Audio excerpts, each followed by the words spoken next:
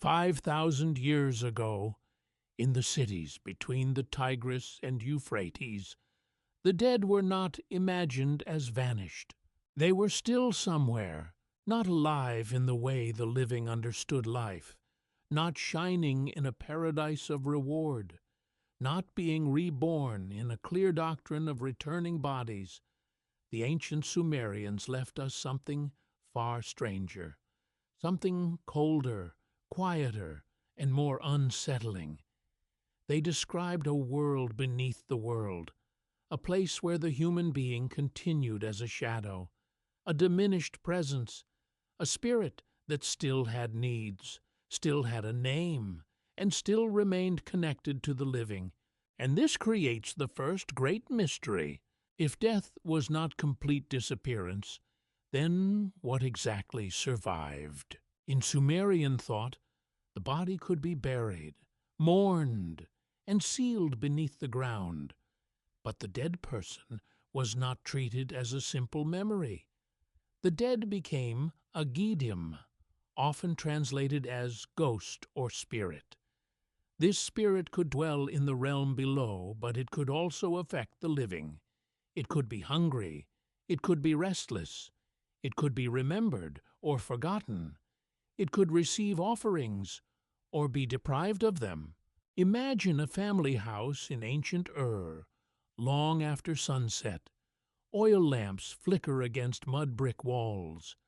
Outside, the city is quiet except for the distant movement of animals and the wind carrying dust from the plain.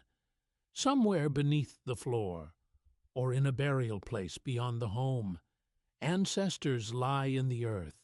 The living eat bread, they pour water, they speak names.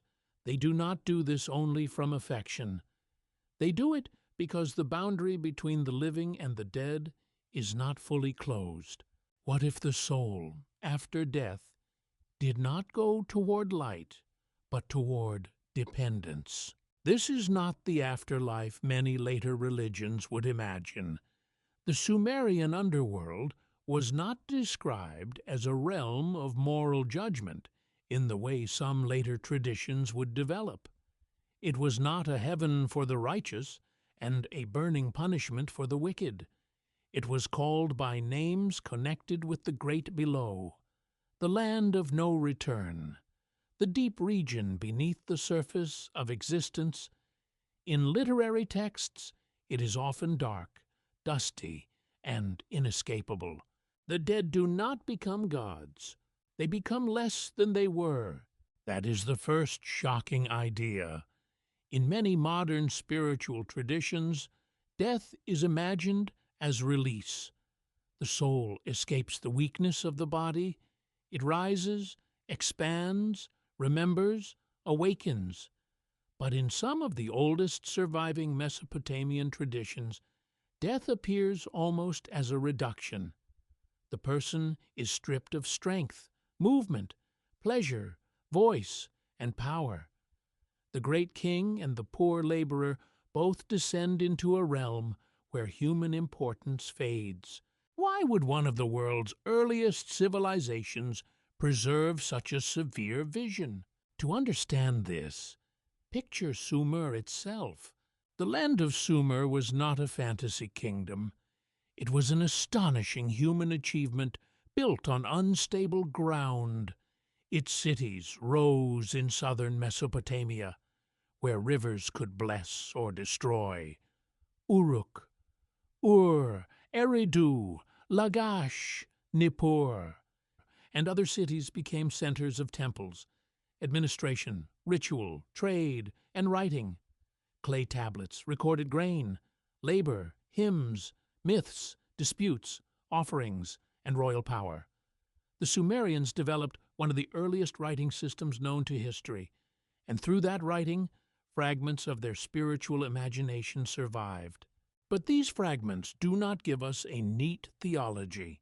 They give us glimpses, a line from a myth, a ritual instruction, a hymn to a deity, a lamentation for a destroyed city, a royal inscription, a funeral practice preserved through archaeology, a story copied centuries later by scribes who inherited older traditions.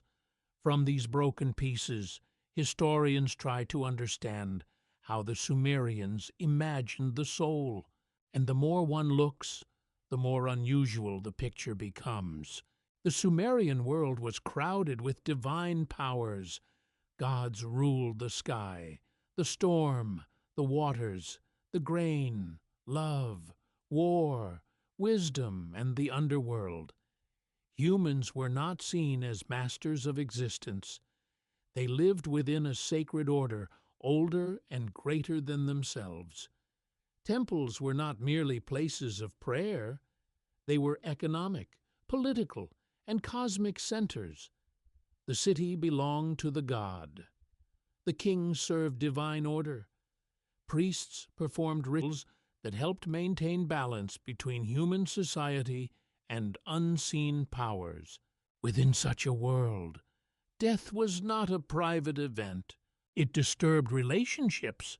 A dead person was not simply gone. The family had obligations. The name of the deceased mattered. Burial mattered. Offerings mattered. Memory mattered. A soul without proper care could become a problem. It could wander. It could trouble the living. It could become a sign that something in the human relationship with the dead had failed. Here, the mystery becomes more intimate. What must every soul face first? Not fire, not judgment, not paradise, not immediate rebirth. The first thing the soul must face is separation. The breath stops, the body cools, the household gathers, the living begin rituals that acknowledge a terrible change. A person who once ate, spoke, desired, loved, worked, and remembered has crossed into another condition. The body remains visible, but the person is no longer reachable in the old way. That is the ancient terror. Not simply that the person has died, but that the person has become something else while still needing to be recognized. What remains when the voice is gone? The Sumerian evidence suggests that identity did not vanish all at once. A spirit could still be associated with a name, a family, a burial place, and offerings. But it was not free in the way modern ideas of the soul often imagine. It was bound to a cosmic order that placed the dead below and the living above. The dead entered a realm from which they did not normally return. This is why the phrase rebirth must be handled carefully. Ancient Sumerian texts do not present a clear doctrine of reincarnation, where a soul leaves one body and enters another in a cycle of births. That idea belongs more clearly to other religious and philosophical traditions, but Sumerian texts do preserve something that can feel like a deep ancestor of later questions about return. They speak of descent, loss, transformation, hunger, memory, ritual restoration, seasonal renewal, and divine movements between life and death. The soul may not be reborn in the literal sense described by later systems, yet the Sumerian imagination asks a question that stands near the doorway of rebirth. Can anything pass through death and continue? This is where the dust becomes important. In Mesopotamian descriptions of the underworld, dust and clay are not decorative images. They are the texture of existence below. The dead are sometimes imagined as eating dust or dwelling in darkness. To modern ears, this sounds bleak, but to an ancient culture formed from mud-brick cities, river silt, clay tablets, and earth burials, dust was also a reminder of origin. Humans lived from the soil. They built from clay. They wrote on clay. Their homes returned to dust. Their bodies returned to earth. Could the soul's first trial be the encounter with its own smallness? A king in life might command armies, build temples, and stamp his name onto bricks. A priestess might sing hymns in sacred chambers. A farmer might spend his years pulling grain from stubborn land. A mother might keep a household alive through famine and flood. But in the underworld, status weakens. The dead enter a condition where earthly identity is no longer protected by wealth, beauty, authority, or strength. This is one of the most psychologically powerful elements in Sumerian afterlife thought. Death removes the costume. The living world gives people roles: king, servant, scribe, warrior, wife, daughter, shepherd, builder, prisoner, stranger.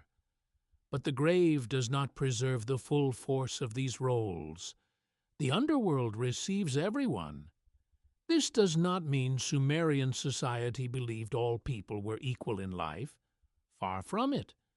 Their world had hierarchy, privilege, labor systems, kingship, and temple authority. Yet death introduced a condition where even the powerful had to face a realm beyond command. What if the first gate of the soul is the collapse of importance? In this sense, the Sumerian dead faced something that still haunts the modern mind. Not simply punishment, but reduction. Not simply darkness, but the question of what remains when everything external is taken away. The ancient account does not speak with one voice. Different texts, periods, and traditions preserve different images. Some myths focus on gods descending into the underworld. Some ritual texts focus on caring for ghosts. Some literary compositions show the dead speaking from below. Later, Mesopotamian traditions, especially Akkadian and Babylonian materials, expand and reshape these ideas. Historians must be cautious. We are not looking at one finished book of doctrine. We are looking at centuries of layered imagination. But a pattern emerges. The dead continue. They are diminished. They depend on remembrance. They dwell in a realm beneath ordinary life. They are not easily released, and this pattern raises a disturbing possibility. Perhaps the ancient Sumerians were less interested in promising escape from death than in forcing the living to confront responsibility. The dead depended on the living, and the living depended on the dead for continuity, ancestry, legitimacy, and identity. A family that forgot its dead was not merely neglecting the past. It was weakening a bond that stretched through the invisible structure of existence. The soul's journey, then, began not with freedom, but with relationship. A person died, but the social world did not end. The living had to respond.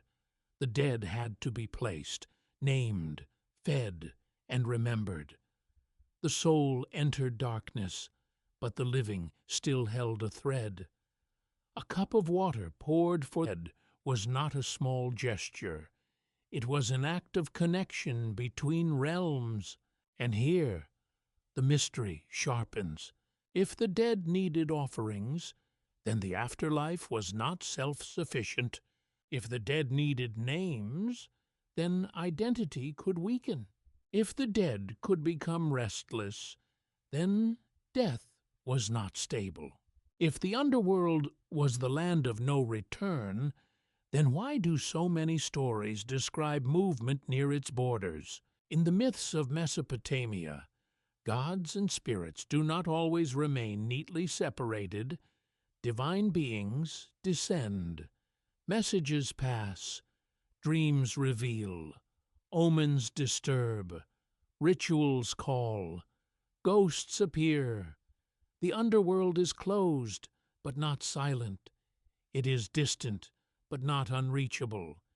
It is final, but strangely active. That contradiction is the doorway into the larger mystery.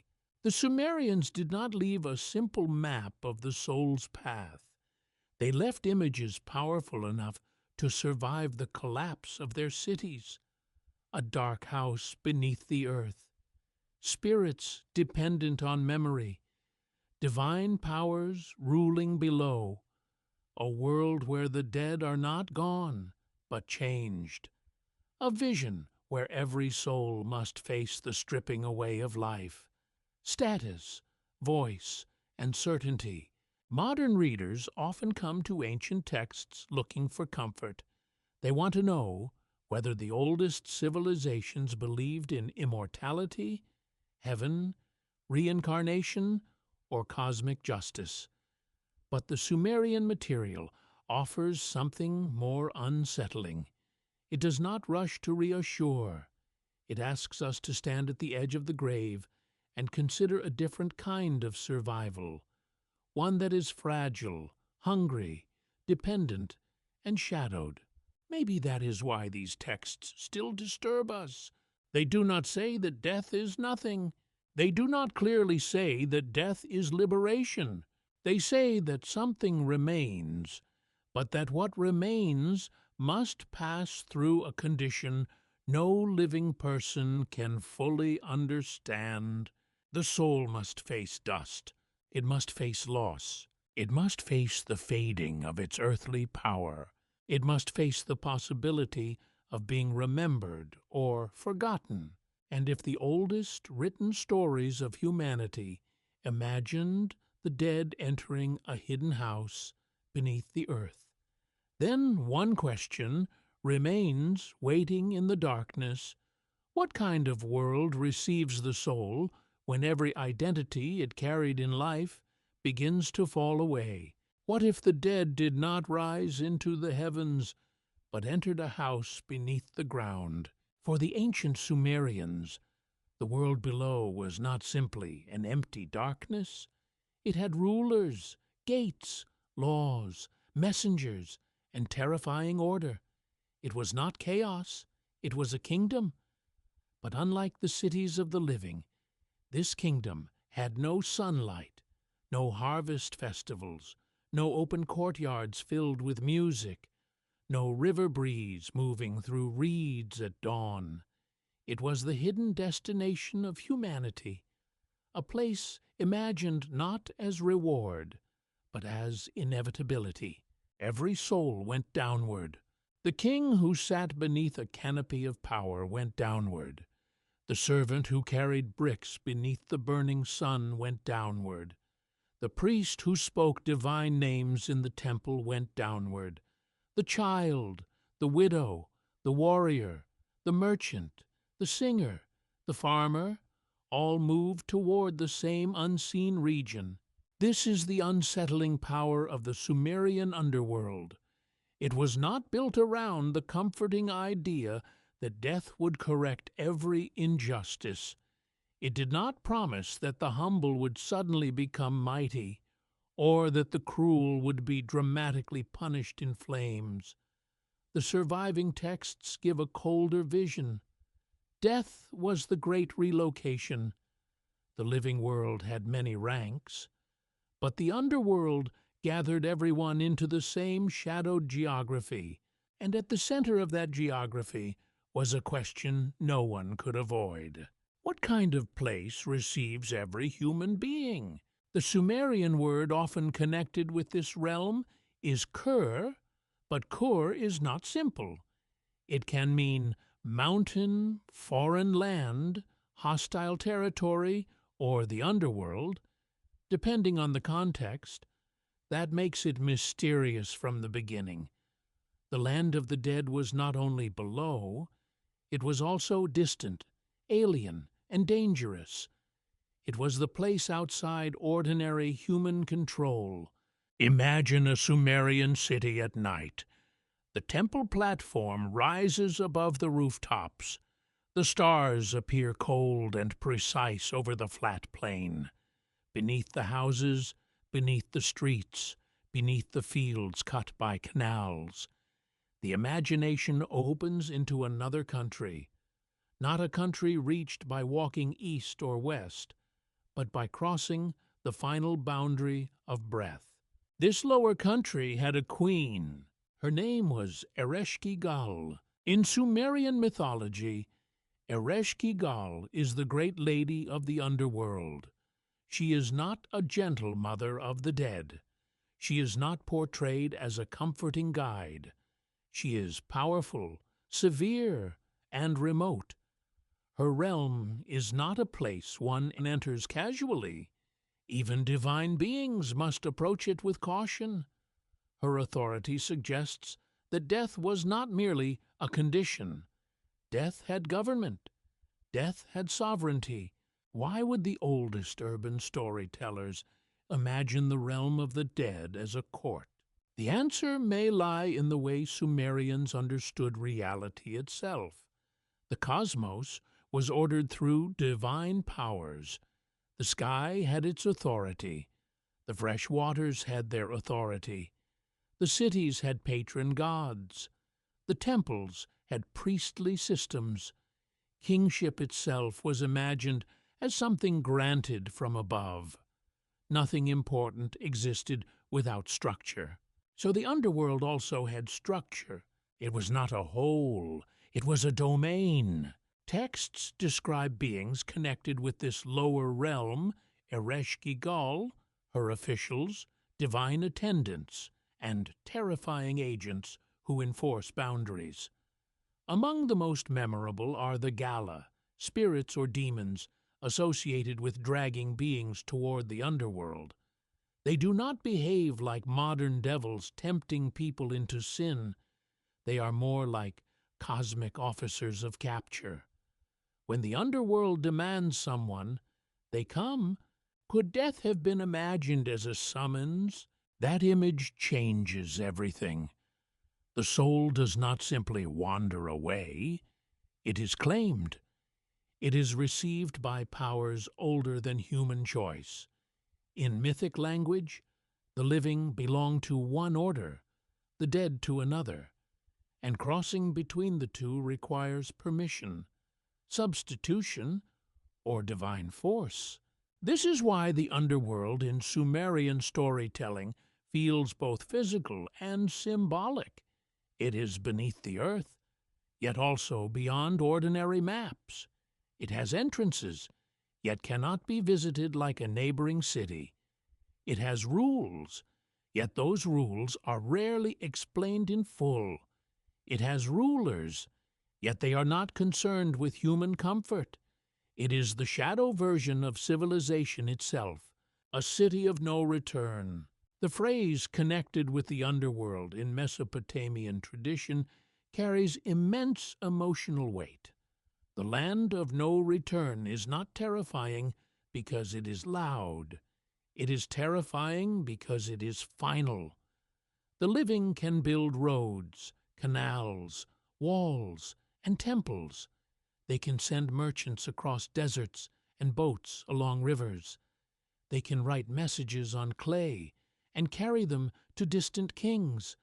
But no ordinary road brings the dead back into daylight. And yet ancient stories keep testing that boundary. The underworld is closed, but myth is drawn toward closed doors. In the imagination of Mesopotamia, divine figures can approach the world below. They can descend, bargain, suffer, or be trapped. These stories do not turn death into a simple adventure. They reveal the danger of entering a place where ordinary power stops working. In the lower realm, even beauty can fail. Even divinity can be challenged. Even command can be silenced. The Sumerian underworld is often imagined as dark and dusty, but its darkness is not merely the absence of light. It is the absence of the human world. No bright city gate, no shining copper, no fragrant cedar, no public square filled with bargaining voices, no water channels flashing beneath the sun. The world below is a reversal of what made life meaningful.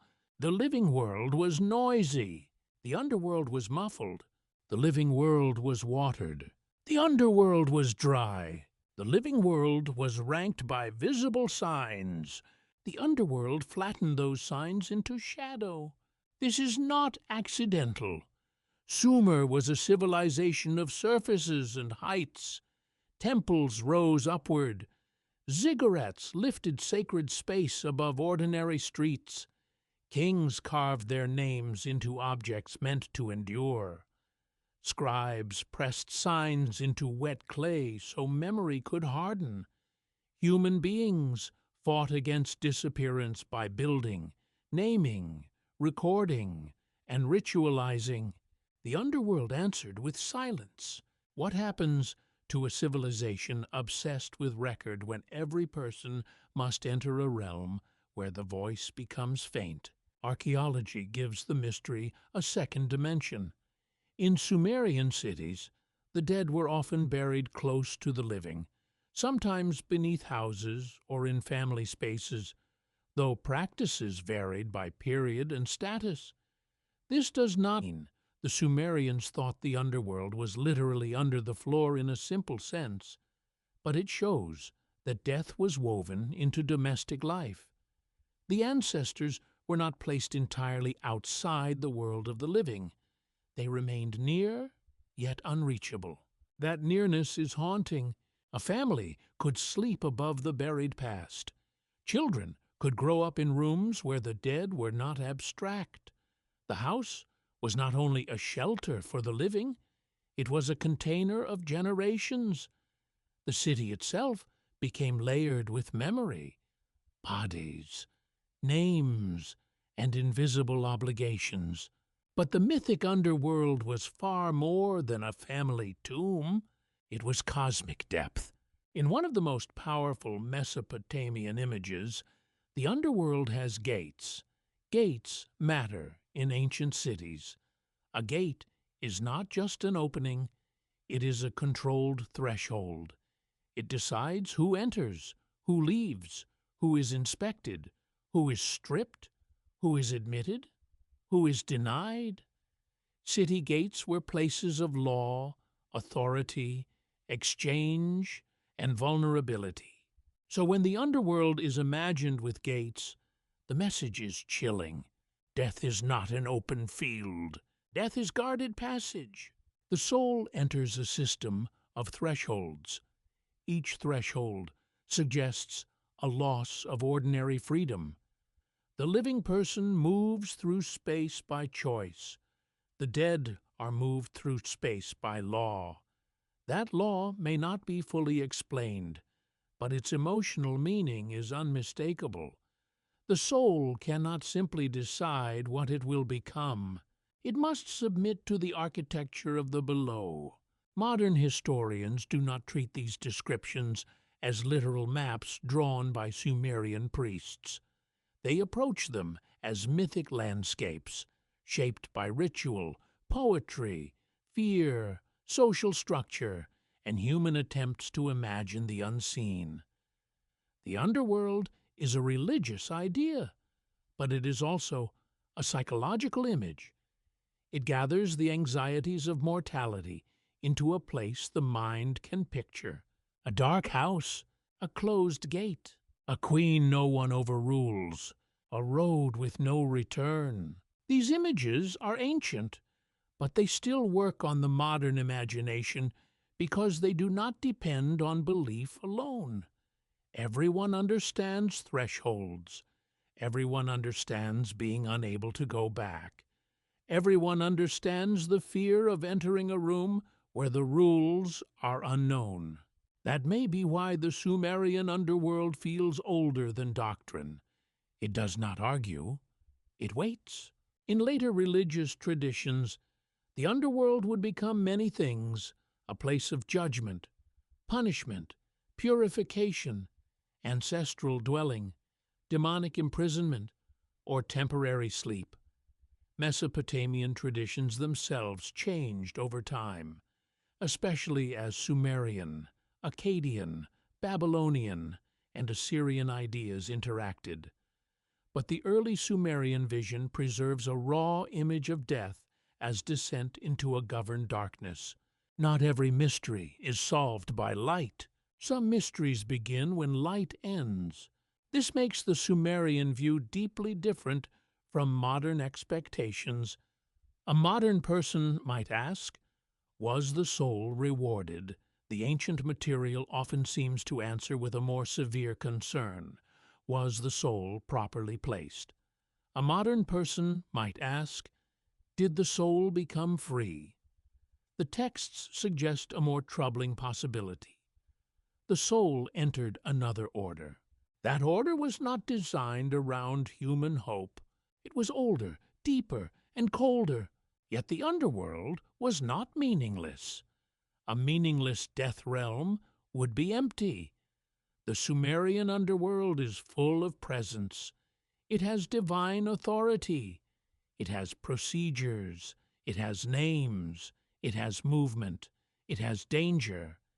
It has a strange mirror of civilization, as if the dead continue under the rule of a city that no living king can conquer. And this mirror may be the key.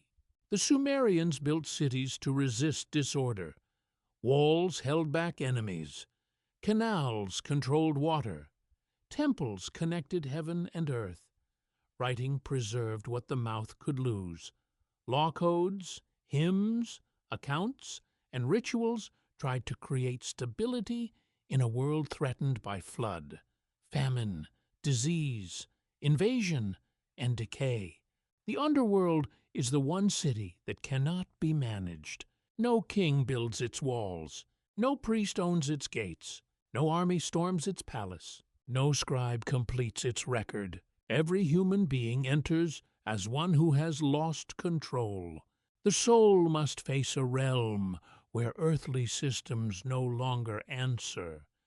That is the terror hidden inside the ancient image. Not torture, not chaos, not nothingness. The terror is order without mercy, structure without comfort, authority without appeal. Ereshkigal does not need to explain herself. The gates do not need to justify their closing. The land of no return does not need to promise a reason. In this vision, death is not merely the end of the body, it is the beginning of exposure to a reality humans cannot negotiate. The soul is received by the house beneath the earth, and the house has its own law. But the strangest part is that Sumerian myth does not leave the lower world completely sealed. Stories speak of divine descent, rituals speak to the dead, dreams allow contact, spirits cross the imagination of the living. The underworld is final, and yet the boundary trembles. If every soul enters the house beneath the earth, why do the oldest stories keep showing doors that can still be opened? What if the soul cannot enter the deepest mystery, while still wearing the signs of who it used to be? In one of the most haunting myths from ancient Sumer, a goddess chooses to descend into the world below. Her name is Inanna, Lady of Love, War, Beauty, Desire, Political Power, and terrifying divine force. She is not a weak figure pulled unwillingly into darkness. She is radiant, ambitious, and dangerous. She belongs to the upper world, to temples, hymns, kingship, fertility, and the charged power of life itself. Yet she turns her face toward the underworld. This is what makes the story so disturbing. If a human soul enters death because it must, why would a goddess enter death by choice? The ancient text known as the Descent of Inanna does not read like a simple tale of travel. It feels like a ritual of unmaking. Inanna prepares herself carefully. She does not go below empty-handed. She dresses in symbols of authority. She places the crown upon her head. She takes up ornaments, jewels, garments, and objects associated with status and divine power. Every item declares who she is. Every piece speaks before she says a word. She is not merely dressed, she is armed with identity. Then she approaches the gate of the underworld. At the entrance stands a gatekeeper, often named Neti in the tradition. He does not open because she is beautiful. He does not kneel because she is divine. The rules of the underworld are not the rules of the upper world. Inanna must be announced to Ereshkigal, the queen below. The message travels inward, through the hidden government of death. And then the command comes, let her enter. But according to the laws of the underworld, this is the crucial turn. Inanna may enter, but not as she came. The descent is controlled. She cannot carry the full splendor of heaven into the realm beneath. At each gate, something is removed. At the first gate, a piece of her power is taken. At the second, another sign is stripped away. At the third, another ornament is removed. At the fourth, another layer disappears. At the fifth, another symbol falls. At the sixth, another dignity is surrendered. At the seventh, the final covering is taken. By the time Inanna stands in the throne room of the underworld, she is naked and bowed low. The image is severe and unforgettable. A goddess who entered dressed in cosmic authority arrives stripped of every visible claim. No crown, no jewels, no proud arrangement of divine power, no royal display, no protection of beauty, no public identity. The underworld has not destroyed her yet. It has done something more intimate. It has removed the signs by which she was known. Why would an ancient myth describe death as undressing? The simplest reading is that the underworld accepts no privilege from above. Even Inanna cannot bypass its order. She cannot cross the gates while carrying the full force of life, sexuality, kingship, and command. The descent transforms her from an active power into a vulnerable presence. But the myth goes further. Inanna is judged or confronted by the powers below, and she is struck down. Her body becomes lifeless. In some versions of the tradition, she is hung like a corpse. The goddess of vitality becomes an image of death. The one associated with desire and abundance is reduced to stillness. The shock is not only that she dies, the shock is that she is made powerless in the very realm she tried to enter. For ancient listeners, this scene would have carried religious weight. Inanna was not a minor figure. Her temples and cult were important across Mesopotamian history, especially in cities like Uruk, where her presence was central to sacred imagination and political symbolism. To tell a story in which she descends, is stripped, and becomes a corpse, is to say something profound about the limits of all power. Even divine radiance has a boundary. Modern scholars often interpret the seven gates as a symbolic passage through loss. This does not mean the Sumerians wrote a modern psychological manual. They did not speak in the language of ego death, trauma, or initiation therapy. But the structure of the story has a powerful pattern that later readers cannot ignore. Each gate removes a layer. Each removal brings Inanna closer to the core condition of death. Each loss asks the same hidden question. Who are you without? What proves you are you? A crown tells others that a figure has rank. Jewelry displays value.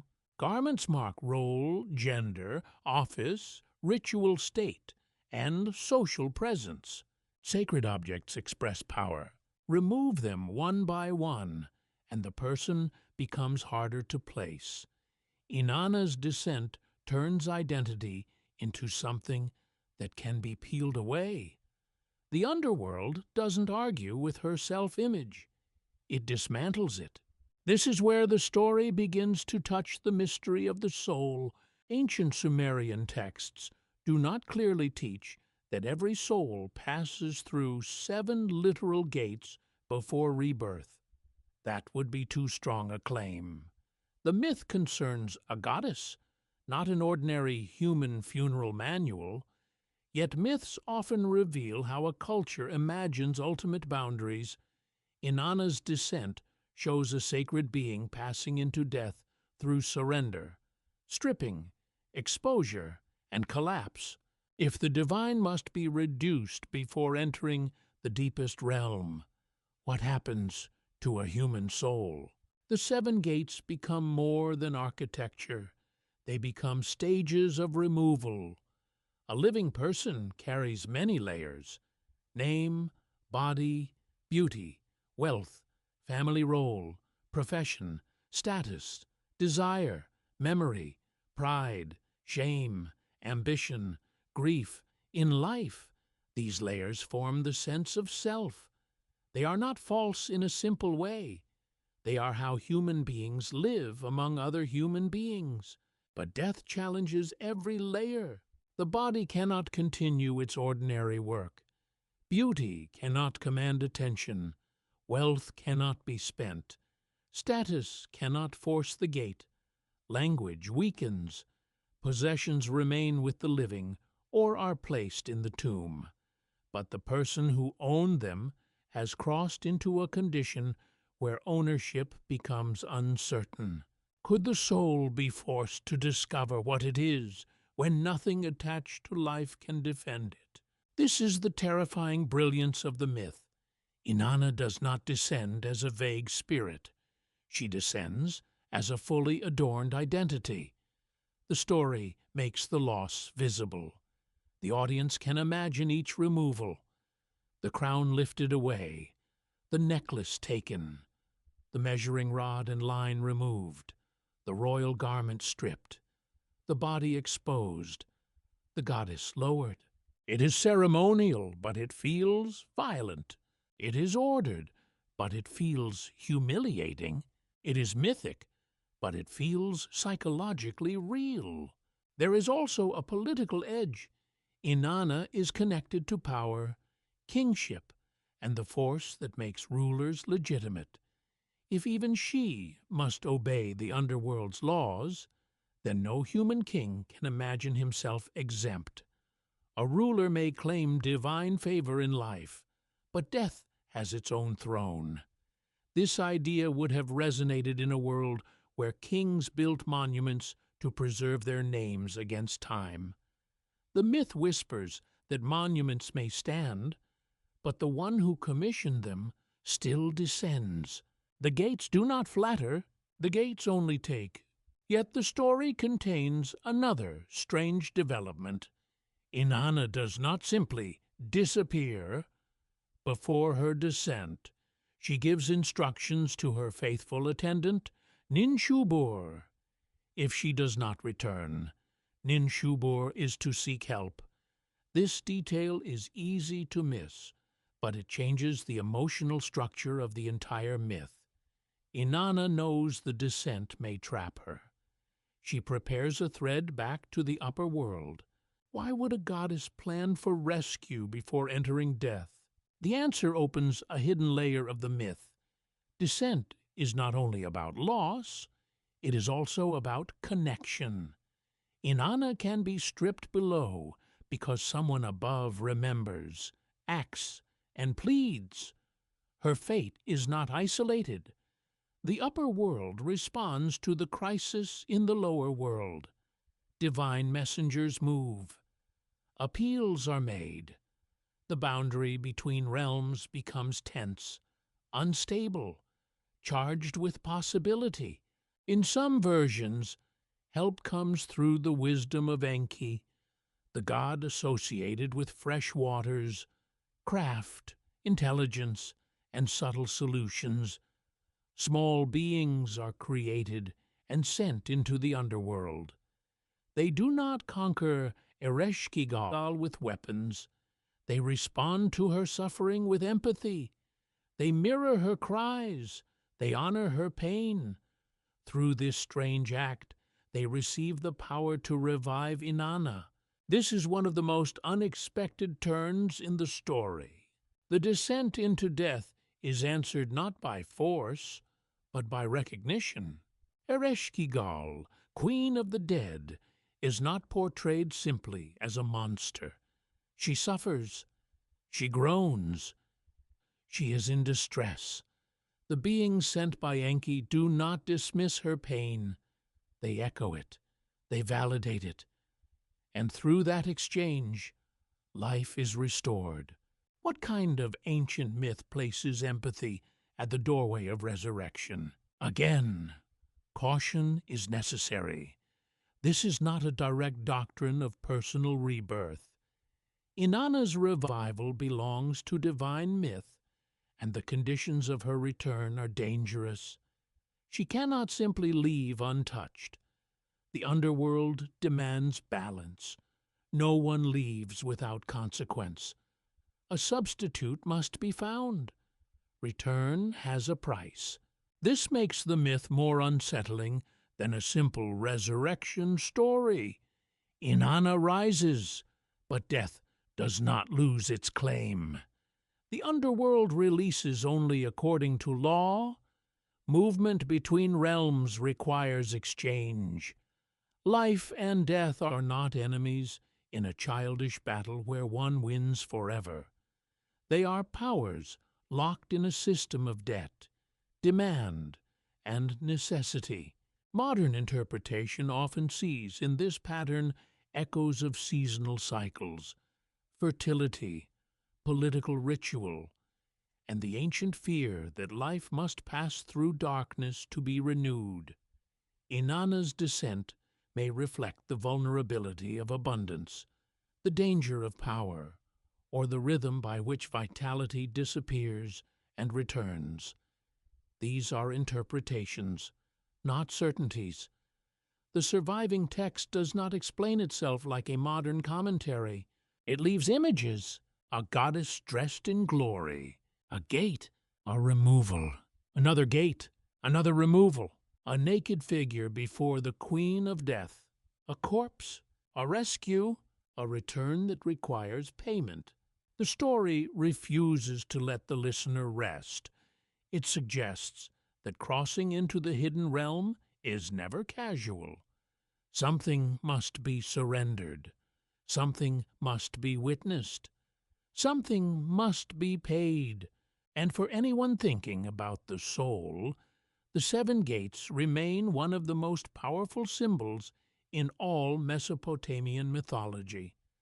They imply that before any transformation can occur, the self must lose its decorations, not because those decorations were meaningless, but because they belong to the world above.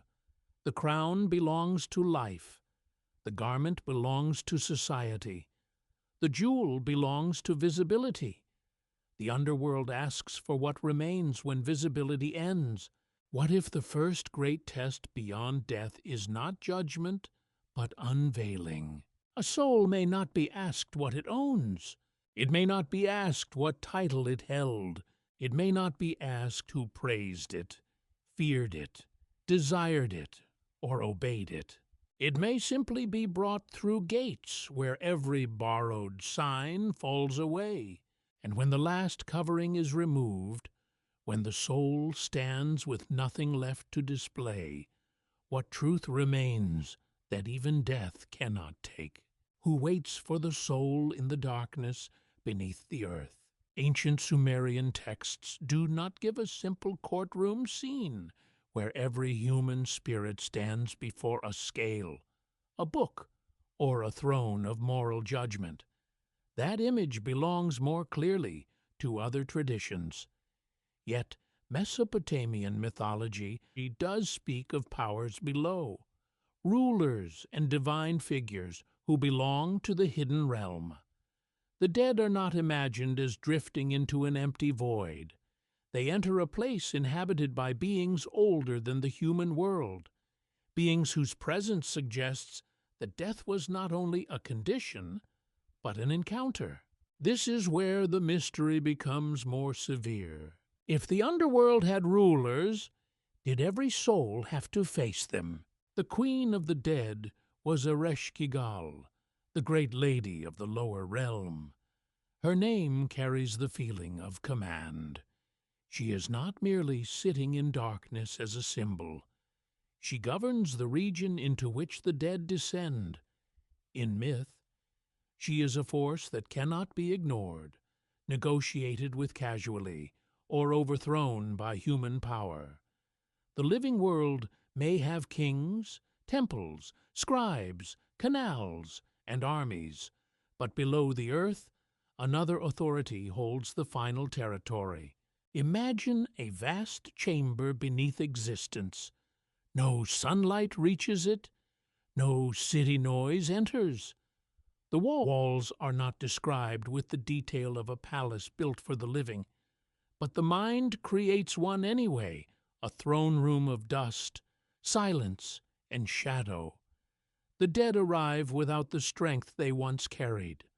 Around them are the powers of the place, divine figures whose names have survived only in fragments, like half-buried statues uncovered from desert sand. Among these powers were the Anunnaki. The word Anunnaki has become famous in modern imagination, often surrounded by speculation and far beyond what the ancient texts actually say. In Sumerian and later Mesopotamian traditions, the Anunnaki are a group of important divine beings. Their role varies depending on the text and period. Sometimes they are associated with the great gods. Sometimes, especially in underworld contexts, they appear connected with the powers below. This is important because it shows how carefully the evidence must be handled. Ancient texts describe divine assemblies and underworld powers. Archaeologists uncover temples, inscriptions, tablets, graves, and ritual remains. Historians reconstruct beliefs from damaged and scattered sources. Modern interpretations sometimes connect these fragments to larger theories about human origins, hidden knowledge, or cosmic cycles. But the ancient material itself does not support every modern claim. The mystery is powerful enough without invention. In underworld mythology, the Anunnaki can appear as judges or seated powers of the lower realm. The exact nature of their judgment is not always clear. They do not appear as modern judges reading a full biography of the soul. The surviving texts are not a complete manual of afterlife procedure. Still, their presence raises a haunting possibility. The soul entering death may not merely arrive, it may be seen. That is a different kind of terror. To be punished is one fear, to be erased is another. But to be seen by powers who belong to death itself is something stranger. What would they see when looking at a human soul? The ancient Sumerians lived in a world where divine observation mattered. The gods were not distant abstractions. They were connected with cities, storms, fertility, kingship, wisdom, warfare, law, and fate. Human beings acted within a cosmos filled with unseen attention. Rituals, offerings, dreams, omens, and temple duties were part of maintaining the relationship between humans and divine powers. The gods could favor, abandon, command, or afflict. So when divine figures appear in the realm of death, the question becomes unavoidable. Does death reveal a person to the gods more completely than life does? Modern readers often expect ancient afterlife systems to revolve around morality, Was the person good? Was the person evil? Did the person obey the divine order? Were they rewarded or condemned in Sumerian material? The picture is less direct. There is concern with proper burial, ritual care, social memory, and correct relationship between living and dead. Moral ideas existed in Mesopotamian culture, but the underworld was not presented in early Sumerian texts as a simple moral sorting machine. This does not make it less frightening. It may make it more frightening. A moral courtroom at least offers a human kind of logic. One can imagine evidence, defense, guilt, innocence, and verdict. But the Sumerian underworld often feels governed by necessity. The dead go below because that is the order of things. The powers below rule because that is their domain. The soul submits because no human power crosses death unchanged. Could the soul be judged not by morality alone, but by whether it has been properly transferred into the order of the dead? In many ancient societies, rituals surrounding death were not optional decoration. They were part of making death complete. Without burial, offerings, lamentation, and remembrance, the dead could become unsettled. In Mesopotamian thought, a neglected ghost could cause trouble among the living. Illness, misfortune, or haunting could be interpreted through the lens of a spirit that had not received proper care. This means the soul's condition was partly social. A person did not die as an isolated individual floating away from the community. The family, the household, and the ritual specialists had responsibilities. The dead had to be integrated into the hidden order. A body abandoned without care was not only a tragedy, it was a disruption. The underworld powers, then, may have represented more than supernatural fear. They embodied the demand that every human life be placed correctly within the cosmic system. There is a chilling dignity in this idea. Death is not random disappearance. Death is administration by powers beyond appeal. Sumerian civilization understood administration deeply. Clay tablets recorded rations, labor, fields, animals, temple goods, offerings, and transactions. The scribal world was a world of lists, categories, seals, names, and accounts.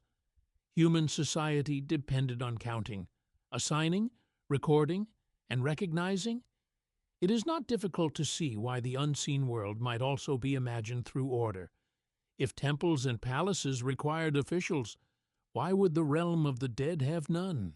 This does not mean the underworld was imagined as a literal bureaucracy in every text, but the pattern is suggestive.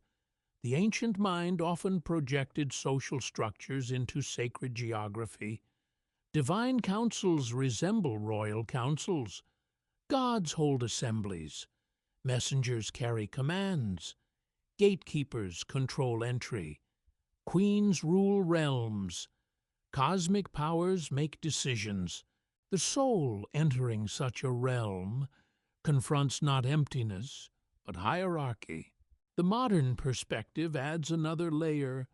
Anthropologists often observe that afterlife beliefs help societies organize grief, responsibility, and social continuity. When a community imagines the dead as still existing, it creates duties toward them. When it imagines the dead as capable of restlessness, it explains certain fears and misfortunes. When it imagines underworld powers, it gives death a structure that human beings can ritually approach. Yet these explanations do not dissolve the mystery. They explain why such beliefs may function in society, but not why the images are so enduring. Why does humanity so often imagine that death has watchers, Egyptian traditions developed elaborate judgment scenes. Later Greek traditions imagined figures like Minos and other judges of the dead. Hebrew, Persian, Christian, Islamic, Hindu, Buddhist, and many other traditions developed their own visions of accountability, transition, purification, or rebirth. The details differ sharply, and they should not be collapsed into one system. Still, the repeated human intuition is striking beyond death. Something knows. The Sumerian material may preserve one of the older written forms of this intuition, not a fully developed doctrine of judgment, as later religions would define it, not a clear teaching of reincarnation, not a promise that every soul is weighed and sent into a new life. Instead, there is the presence of underworld authority, the suggestion of divine witnesses, and the terrifying idea that the dead enter a realm where they no longer control how they are known. In life, a person can hide. A merchant can exaggerate his honesty. A king can carve victory into stone even after a costly war.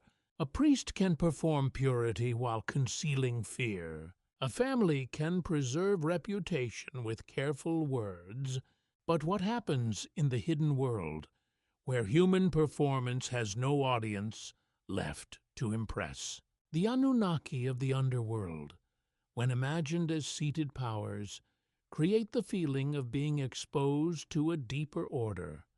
Their silence may be more frightening than accusation.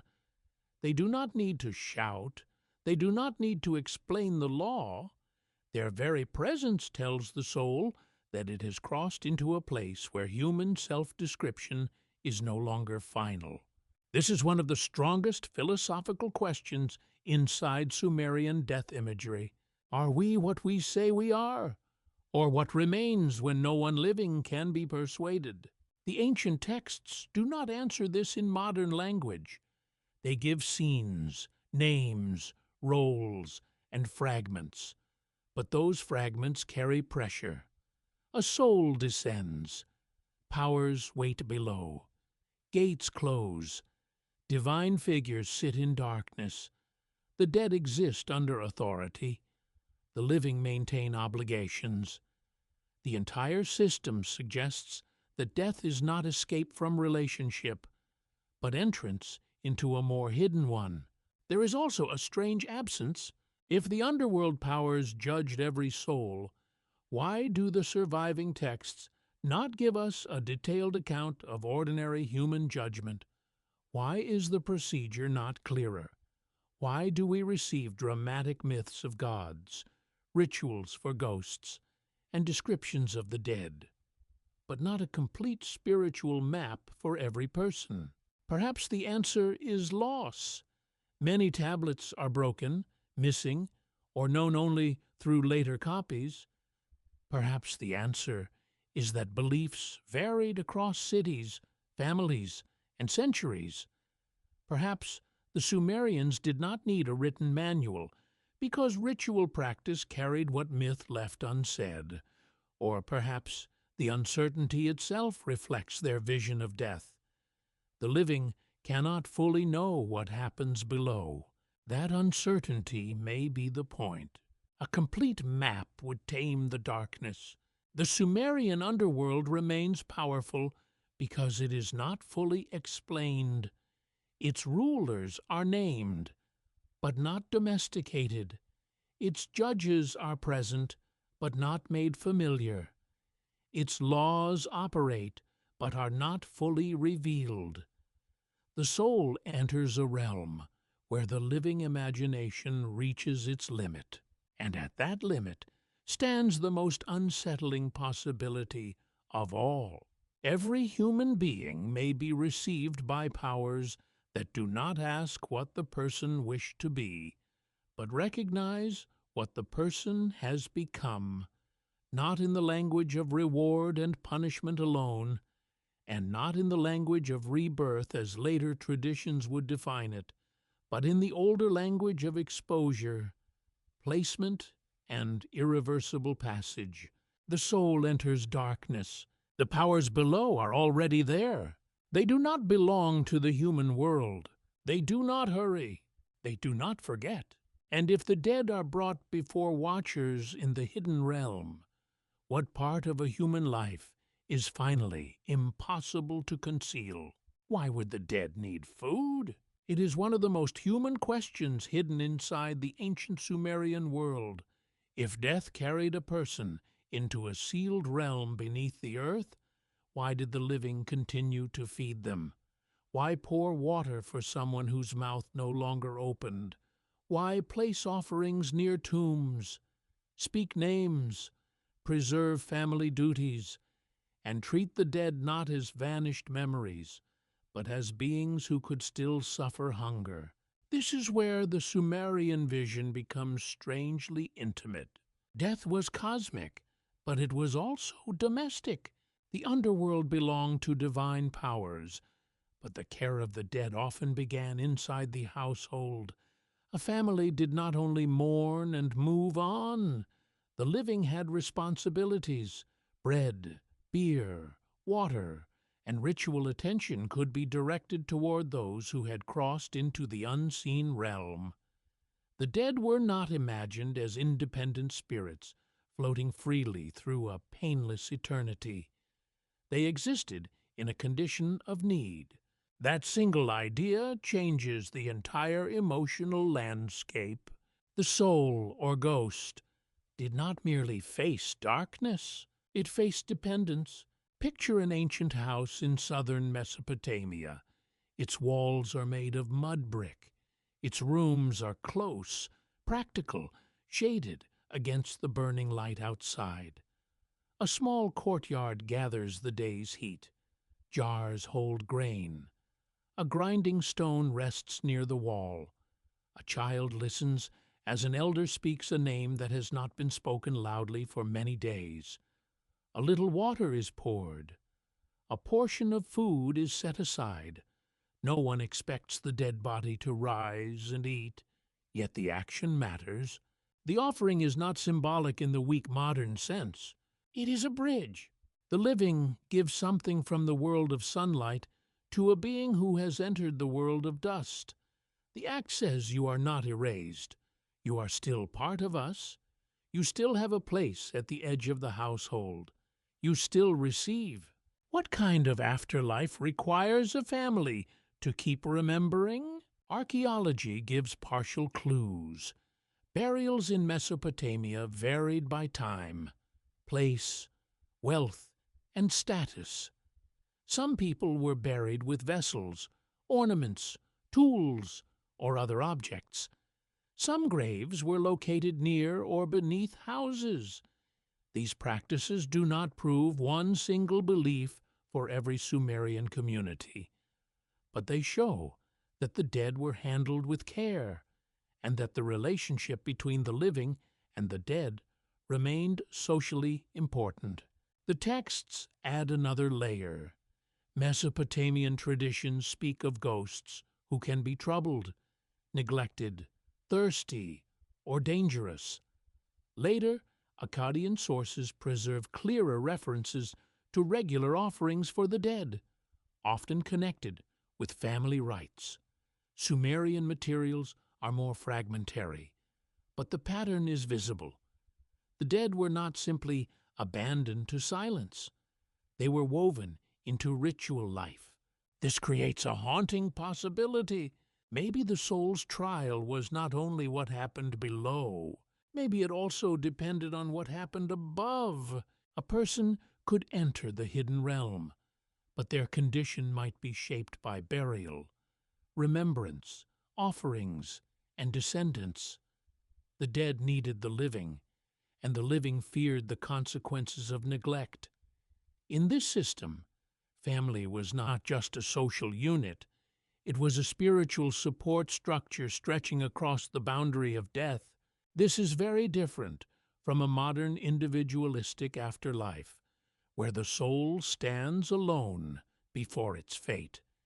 In the Sumerian imagination, a person remained entangled.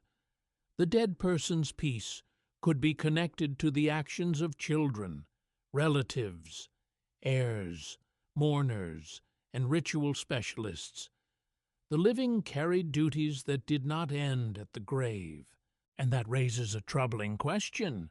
What happened to the soul of someone with no one left to feed them? Ancient Mesopotamian texts sometimes show concern for those without proper burial or care.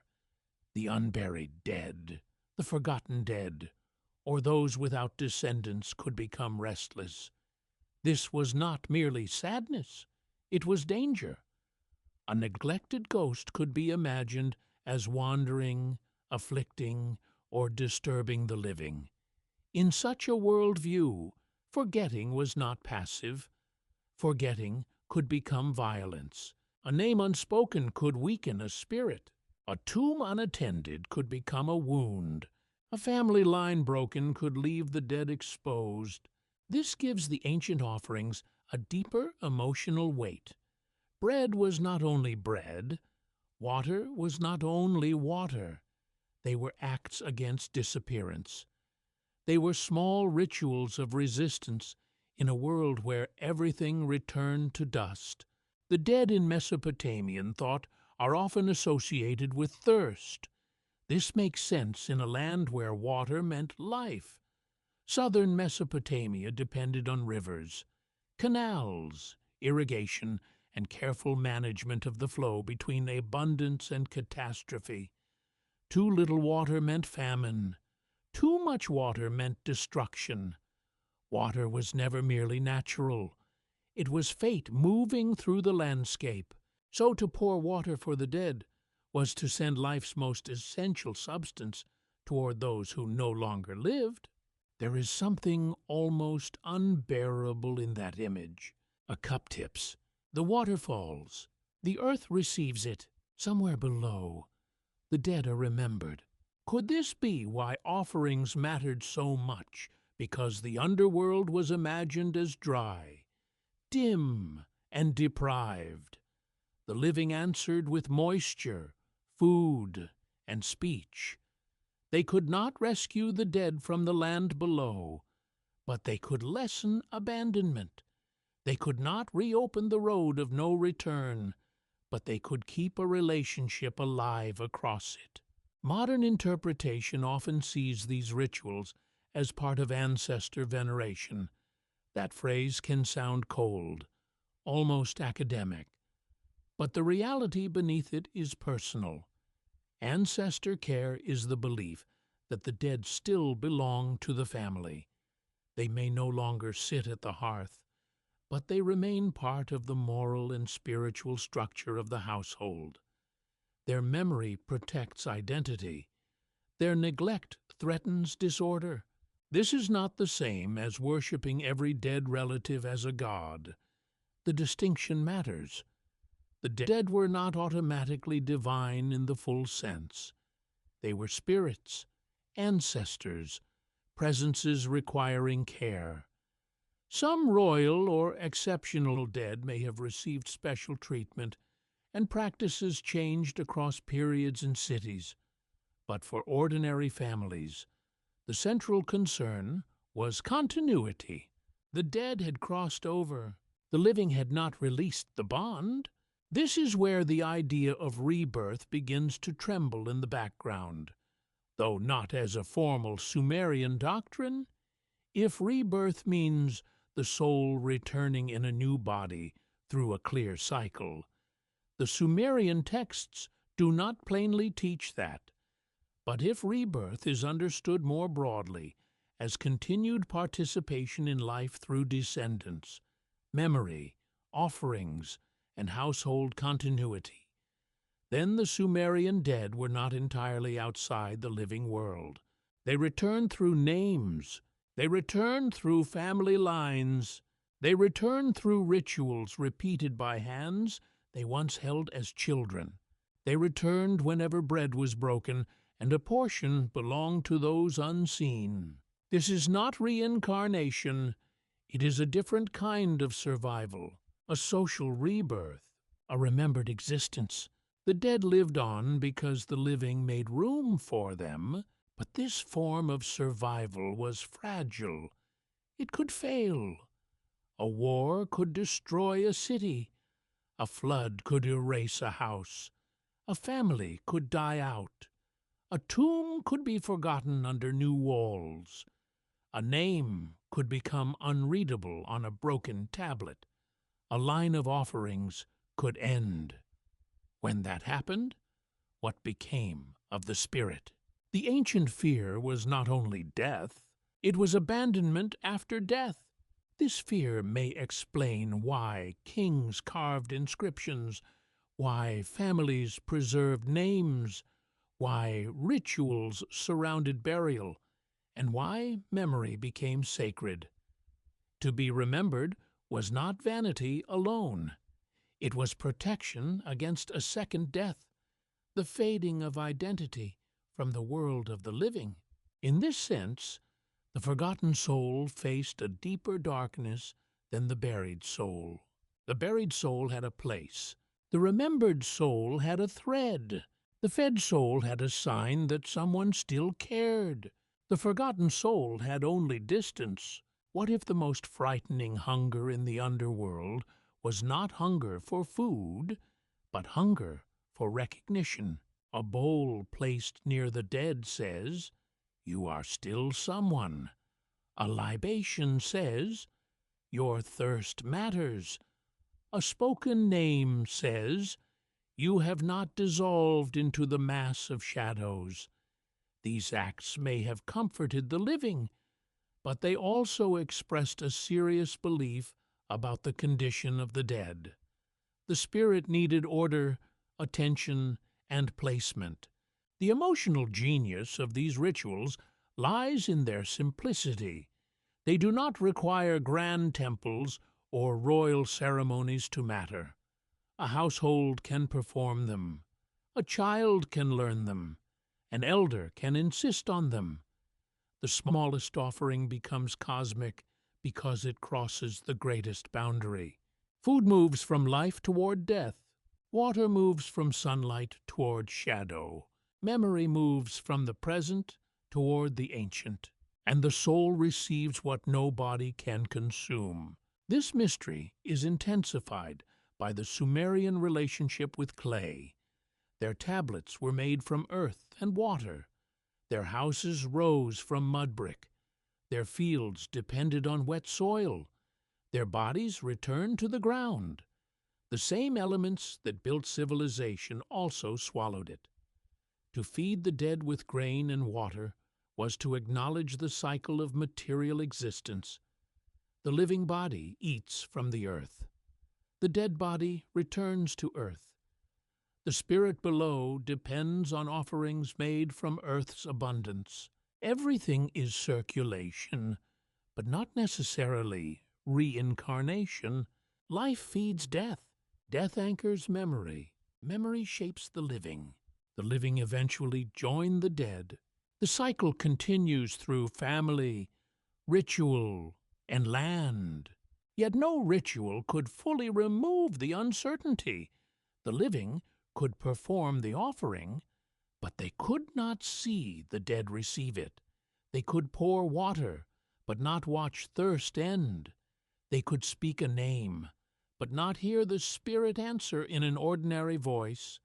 Faith, fear, love, duty, and imagination all gathered in a single act. This may be why the offerings remain so moving thousands of years later. They reveal a civilization that did not treat death as instant absence. The Sumerians stood at the grave and acted as though relationship continued. They did not claim full control over the soul's fate. They did not give us a complete map of what every spirit experienced, but they did something profoundly human. They fed the unseen, and in that gesture, the soul's journey becomes more complicated than descent alone. The dead enter the hidden realm, but their condition may still echo inside the houses of the living. The underworld is below, yet the table above matters. The soul is gone, yet the family remains responsible. The road has no return, yet offerings travel across it in mystery. If the dead could hunger, then death was not completion. If the dead could thirst, then the boundary was not sealed. If the dead could be forgotten, then the soul faced a danger more silent than the grave. And if a simple cup of water could reach into the darkness, what else might pass between the living and the dead? What if a soul can survive death, yet still be destroyed by silence? In ancient Sumer, a name was not a decoration attached to a person. A name carried presence. It marked identity, ancestry, status, divine relationship, and memory. To speak a name was to bring someone into the field of attention. To write a name was to press that presence into clay, hoping it would outlast the weakness of breath. This is one of the quietest mysteries in the Sumerian world. Bodies decay, cities fall, temples are rebuilt over older temples, kings die beneath the weight of their own monuments. But a name, if preserved on clay, can sleep underground for thousands of years and open its eyes again when a modern excavator brushes dust from a tablet. A person may be gone beyond all recovery, yet the name remains. And suddenly, someone who vanished 5,000 years ago is not completely gone. Imagine a scribe seated in the dim light of an ancient room. Before him rests a lump of wet clay. It is ordinary earth, softened by water, shaped by the hand. With a reed stylus, he presses signs into its surface. The marks are small, angular, deliberate.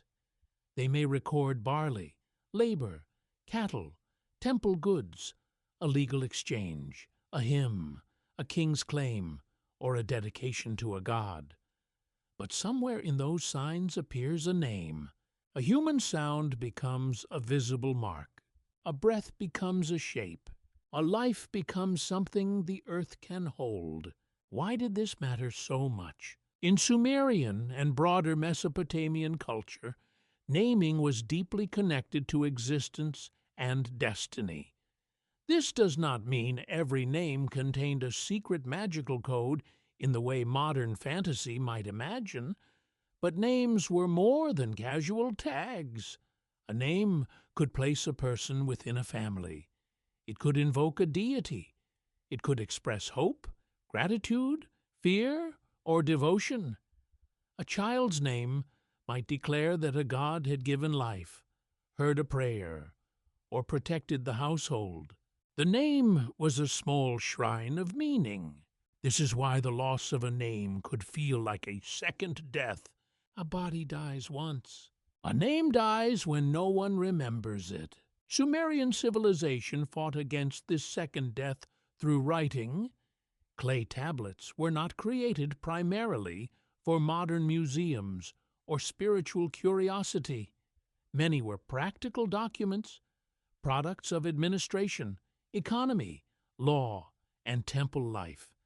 Yet their unintended power is astonishing. They preserved names that no song remembered, no family continued, and no living tradition carried forward. A worker, a priest, a woman in a transaction, a ruler boasting of temple construction, a scribe practicing signs, a servant receiving rations, a person who may have believed their life was too small to survive history. Their names entered clay, and clay endured. The soul's mystery is hidden inside that endurance. If ancient people believed the dead needed remembrance, then writing became more than record-keeping. It became a weapon against oblivion. The tablet did not guarantee blessed immortality. It did not free the dead from the underworld. It did not turn an ordinary person into a god, but it resisted total erasure. It allowed a name to remain available to the world of the living, even when the voice that carried it had vanished. What happens to the soul when the name is no longer spoken? The ancient texts do not give one simple answer. They do not say that a spirit immediately disappears when forgotten, but the cultural pattern suggests that memory was part of continued identity. The dead were connected to name, lineage, ritual, and recognition. To be forgotten was dangerous because identity depends on relation. A person is not only a body, a person is also a place in the memory of others. This idea reaches into royal inscriptions with special force. Sumerian kings often carved or stamped their names into bricks, statues, foundation deposits, and dedicatory objects. At first glance, this can look like vanity. A ruler wants future generations to praise him. He wants his achievements remembered. He wants his authority to continue after death. But in the ancient world, this was not merely ego. Name preservation had sacred and political power. A king who built a temple might ask future rulers to respect his inscription. A king might call curses upon anyone who erased his name. A king might place his identity inside the very walls of a sacred building. Why such fear of erasure? Because to remove a name was not only to revise history, it was to attack existence. This is visible across many ancient Near Eastern traditions. The destruction of names, images, and inscriptions could be a deliberate act of power. To erase a ruler's name was to weaken his memory, his legitimacy, and his presence among future generations. It was a symbolic killing performed after biological death. In that world, the tablet was not silent. It was a witness, but clay is fragile too. It can break, burn, scatter, dissolve, or lie unreadable beneath debris. Many tablets survive only in fragments. A name may be half missing. A sign may be damaged. A person may appear only as a broken trace at the edge of a document.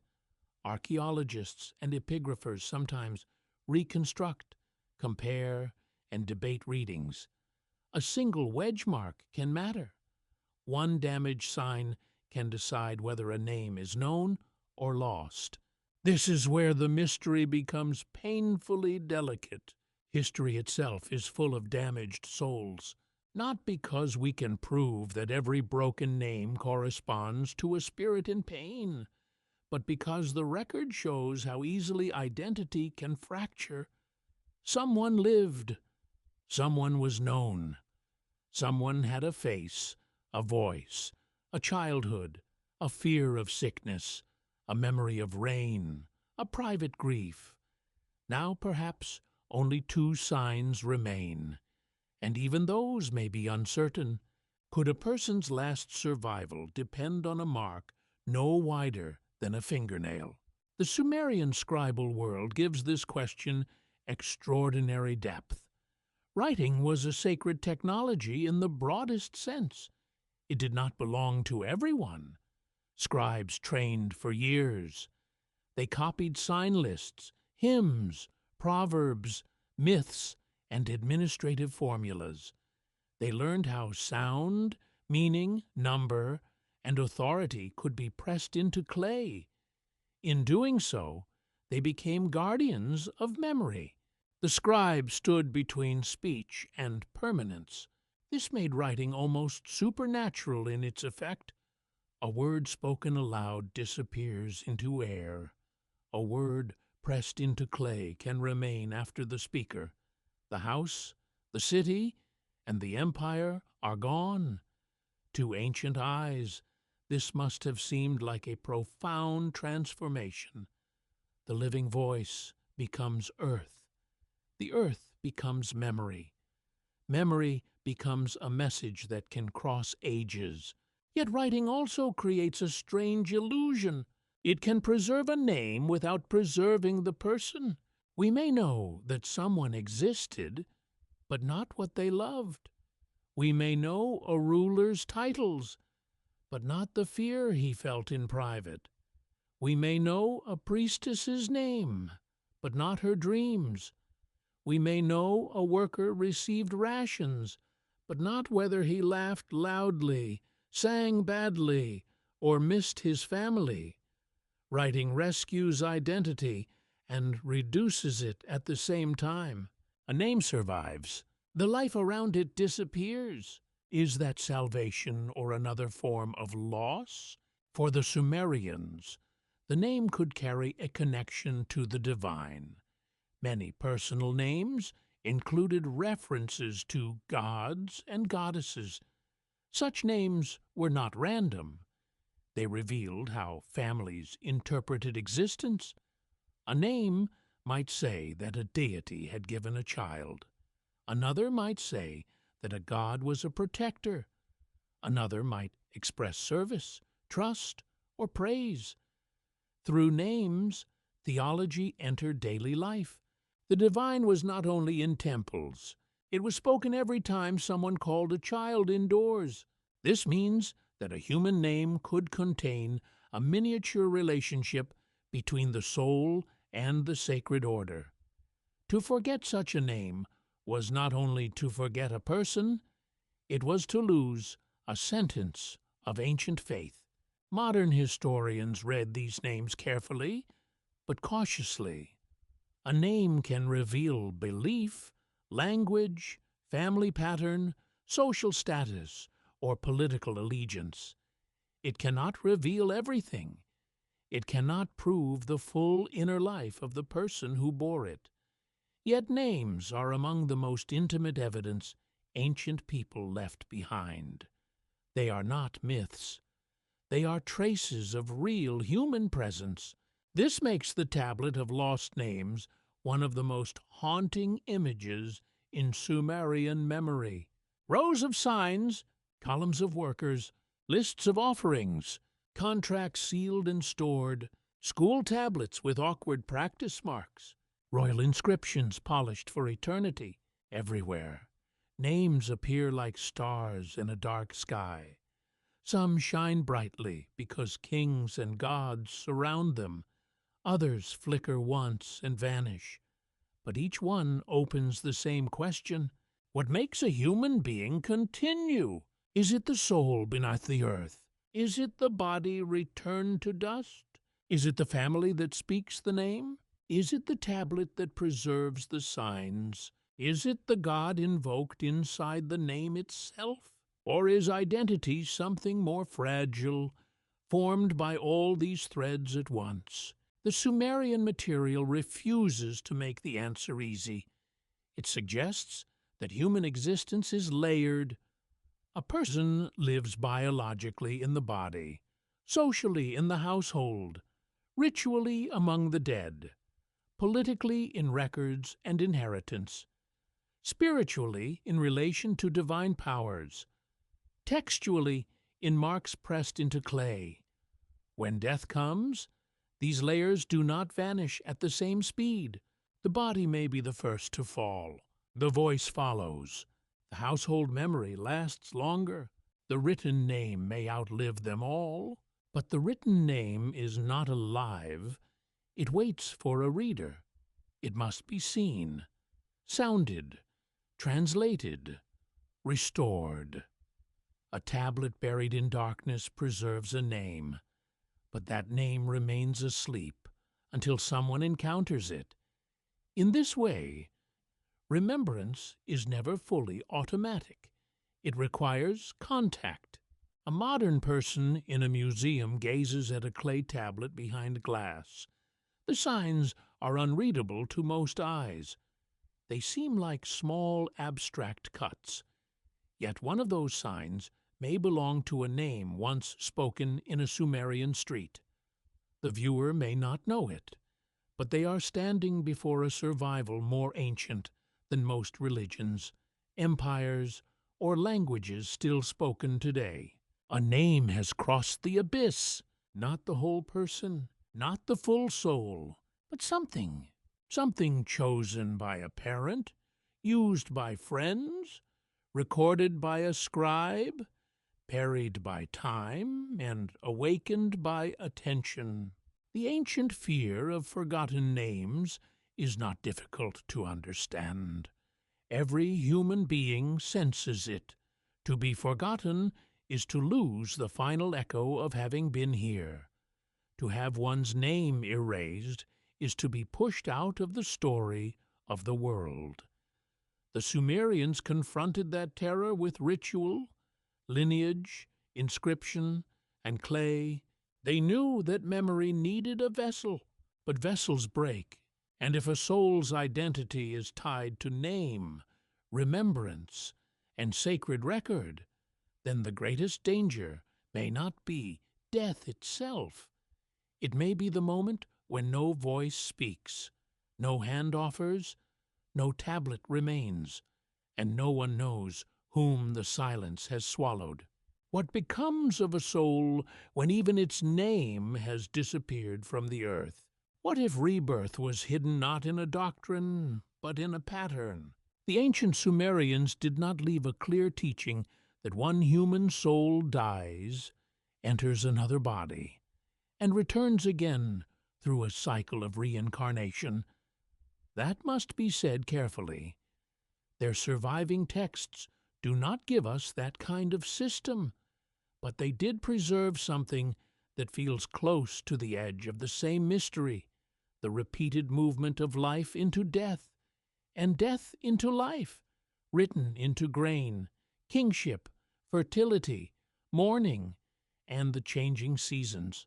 The soul may not return in a new body in the Sumerian record, but life returns, the field returns, the river returns, the moon returns, the morning star vanishes and returns, the seed disappears underground and rises again as green life. To an ancient farmer, this was not an abstract metaphor. It was survival. In southern Mesopotamia, the world depended on cycles that were never guaranteed. The rivers could nourish or destroy. The canals could bring abundance or fail. Grain could rise from the soil, or the field could crack beneath heat and neglect. The date palms could bear fruit, or disease and drought could threaten the storehouse. A civilization built from mud, water, labor, and prayer could never forget that life was always temporary. And yet, life came back. That return was mysterious enough to become sacred.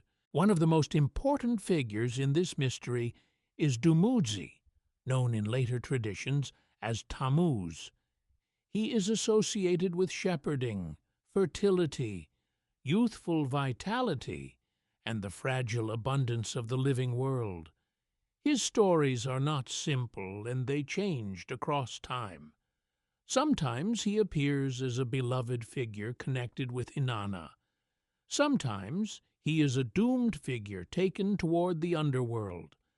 Sometimes ritual laments mourn him as if his loss is the loss of life itself. Why would people mourn a divine shepherd? Because his disappearance was not only personal, it could symbolize the fading of fertility, the dying of vegetation, the vulnerability of herds, and the anxiety of a land that needed renewal. The death of Dumuzi was not merely the death of one mythic figure. It became a sacred image of life leaving the visible world. Imagine a ritual lament rising in an ancient city. Women's voices carry grief through temple space. The air smells of oil, dust, wool, and smoke. A name is repeated, a divine lover, a shepherd. A force of vitality is gone. The people do not mourn him like a distant idea. They mourn as if the world has lost something necessary. But why mourn what returns? That is the strange power of seasonal religion. The return is never cheap. Every year, life comes back, but every year it is threatened again. Grain sprouts, ripens, is cut, crushed, baked, eaten, and sown again. The harvest is both victory and death. The seed must be buried before it can become food. The field must pass through emptiness before abundance can appear. Could the ancient imagination have seen the soul through the same rhythm? This is a modern interpretive question, not a proven Sumerian doctrine. Historians do not claim that the Sumerians taught personal reincarnation through Dumuzi's myth. The evidence does not allow that, but the symbolic landscape is undeniable. Their sacred stories were full of descents, losses, substitutions, laments, returns, and renewals. The living world was understood through patterns, where disappearance did not always mean absolute ending. This matters because ancient religion often speaks in images before it speaks in formulas. A doctrine says, "This is what happens." A symbol asks, "Have you noticed this pattern?" The seed vanishes. The child is born. The moon thins and grows full. The morning star disappears into the brightness of the sun, then appears again in another part of the sky. The river floods, retreats, and leaves fertile soil. The king dies, yet kingship continues. The ancestor is buried, yet the family name remains. These are not the same as reincarnation. They are different forms of return. But when placed together, they reveal a civilization watching the world for signs that life might be stronger than disappearance. Among the most powerful of these signs is the sacred marriage tradition connected with Inanna and Dumuzi. Scholars discuss this tradition carefully because its exact performance, meaning, and historical development are complex.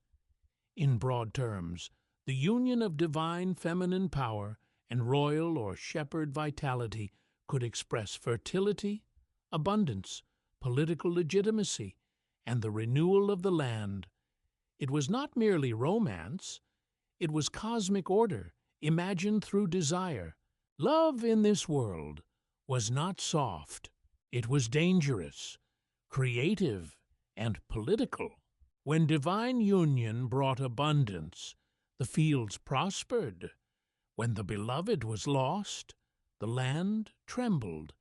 Myth turned fertility into drama because agriculture itself was dramatic. A seed does not gently become bread.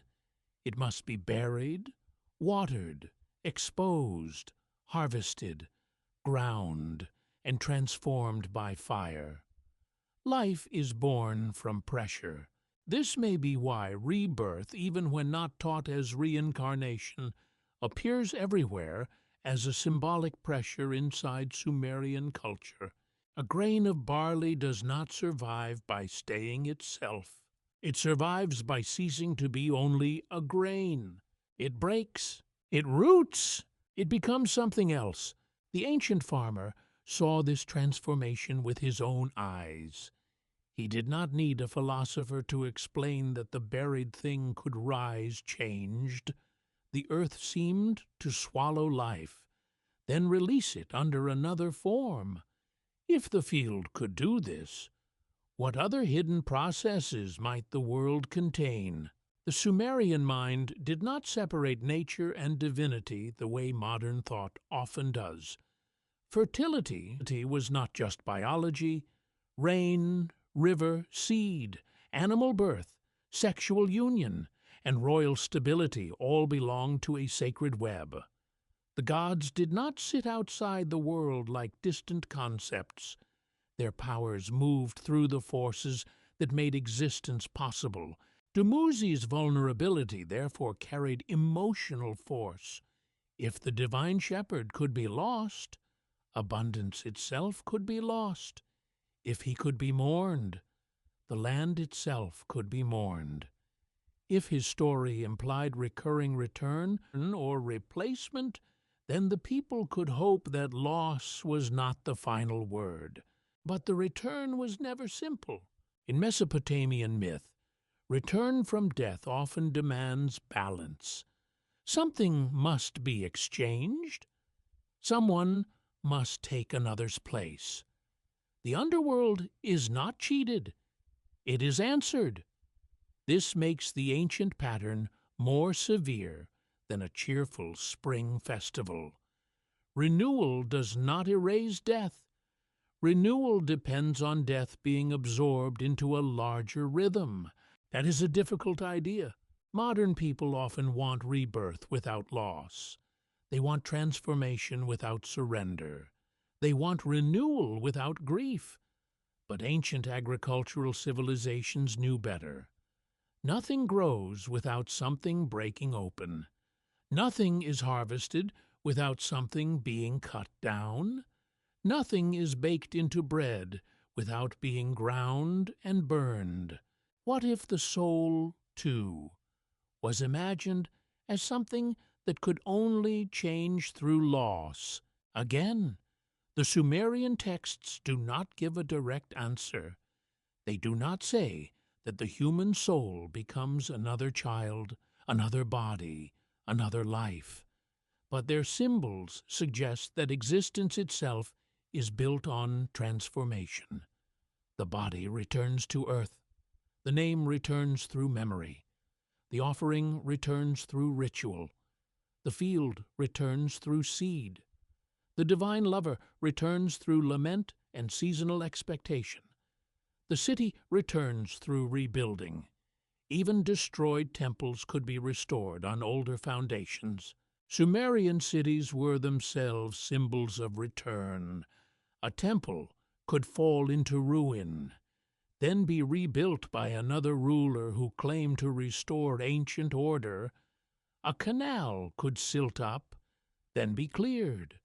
A cult statue could be carried away in war, then returned in triumph. The sacred world was full of restoration. The past was not dead if it could be reactivated. This gives another meaning to rebirth, not the rebirth of a soul into a new infant, the rebirth of order from ruin, the rebirth of fertility from barrenness, the rebirth of divine presence in a repaired temple, the rebirth of a name when spoken again, the rebirth of meaning when a myth is recited. Could the ancient Sumerians have felt that every act of restoration was a small victory over death? The morning star offers one of the most beautiful patterns. Inanna was associated with the planet Venus, which appears at times as morning star and evening star. Ancient sky watchers observed its disappearances and returns. They may not have explained the planet in modern astronomical terms, but they carefully watched the heavens. A brilliant light vanishes into the sun's glare, then appears again. To a myth-making civilization, this movement could not be meaningless. A star that disappears and returns is a perfect image of hidden passage. It does not die in a human sense. It is lost to sight. Then it returns, transformed by position, timing, and meaning. What if some ancient myths were born from watching the sky perform the same mystery the fields performed below? Above, a star vanishes and returns. Below, a seed vanishes and returns. In the human house, an ancestor vanishes and returns through name and offering. In the temple, a god's story vanishes into silence and returns through ritual song. The pattern repeats across levels of existence. This is not proof of reincarnation.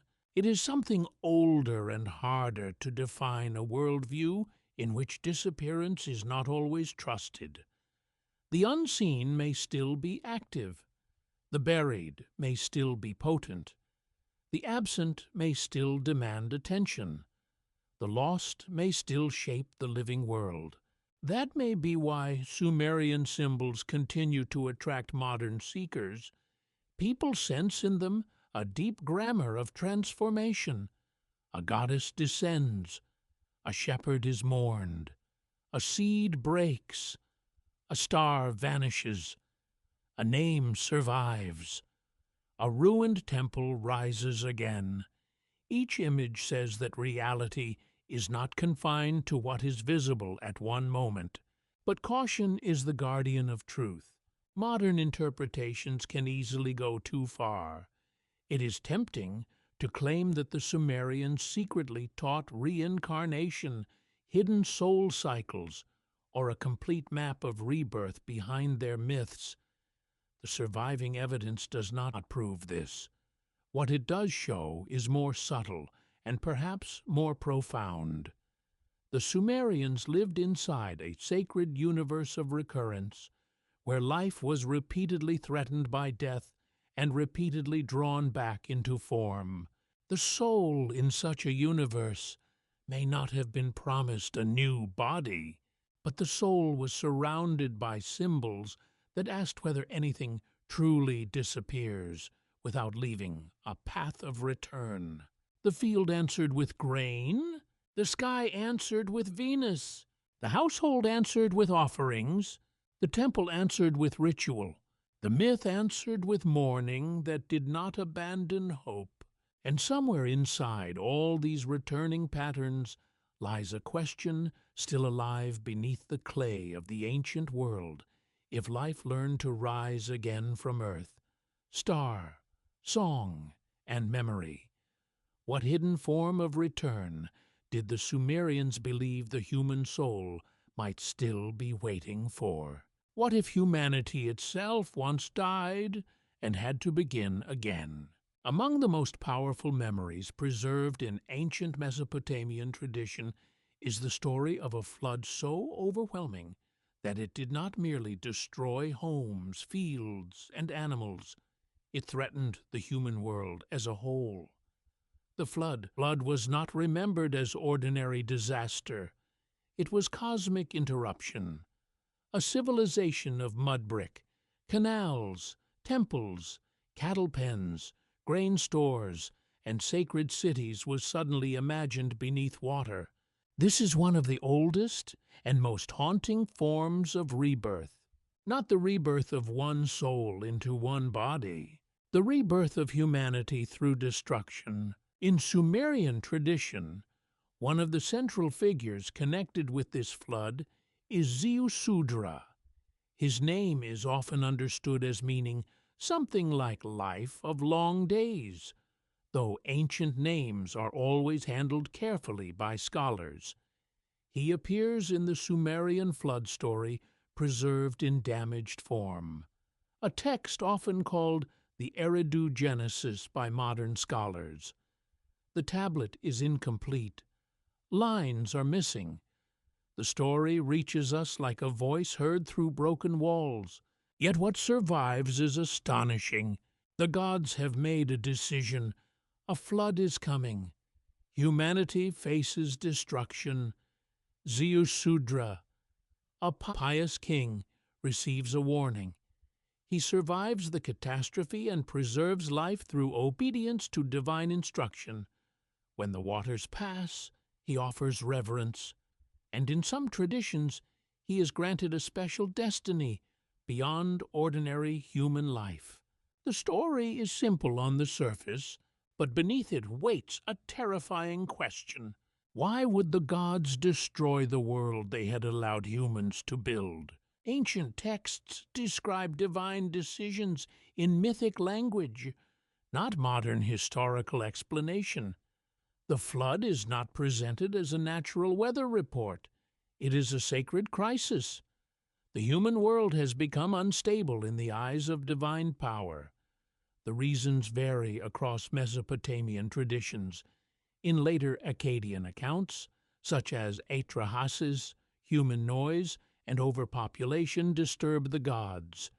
In the Sumerian flood tradition, the surviving damage makes the full reasoning harder to reconstruct. The gaps themselves intensify the mystery. A broken tablet can sometimes be more haunting than a complete one.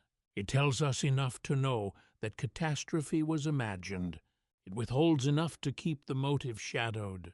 Archaeologists have found evidence of ancient floods at different Mesopotamian sites, but this must be stated with precision.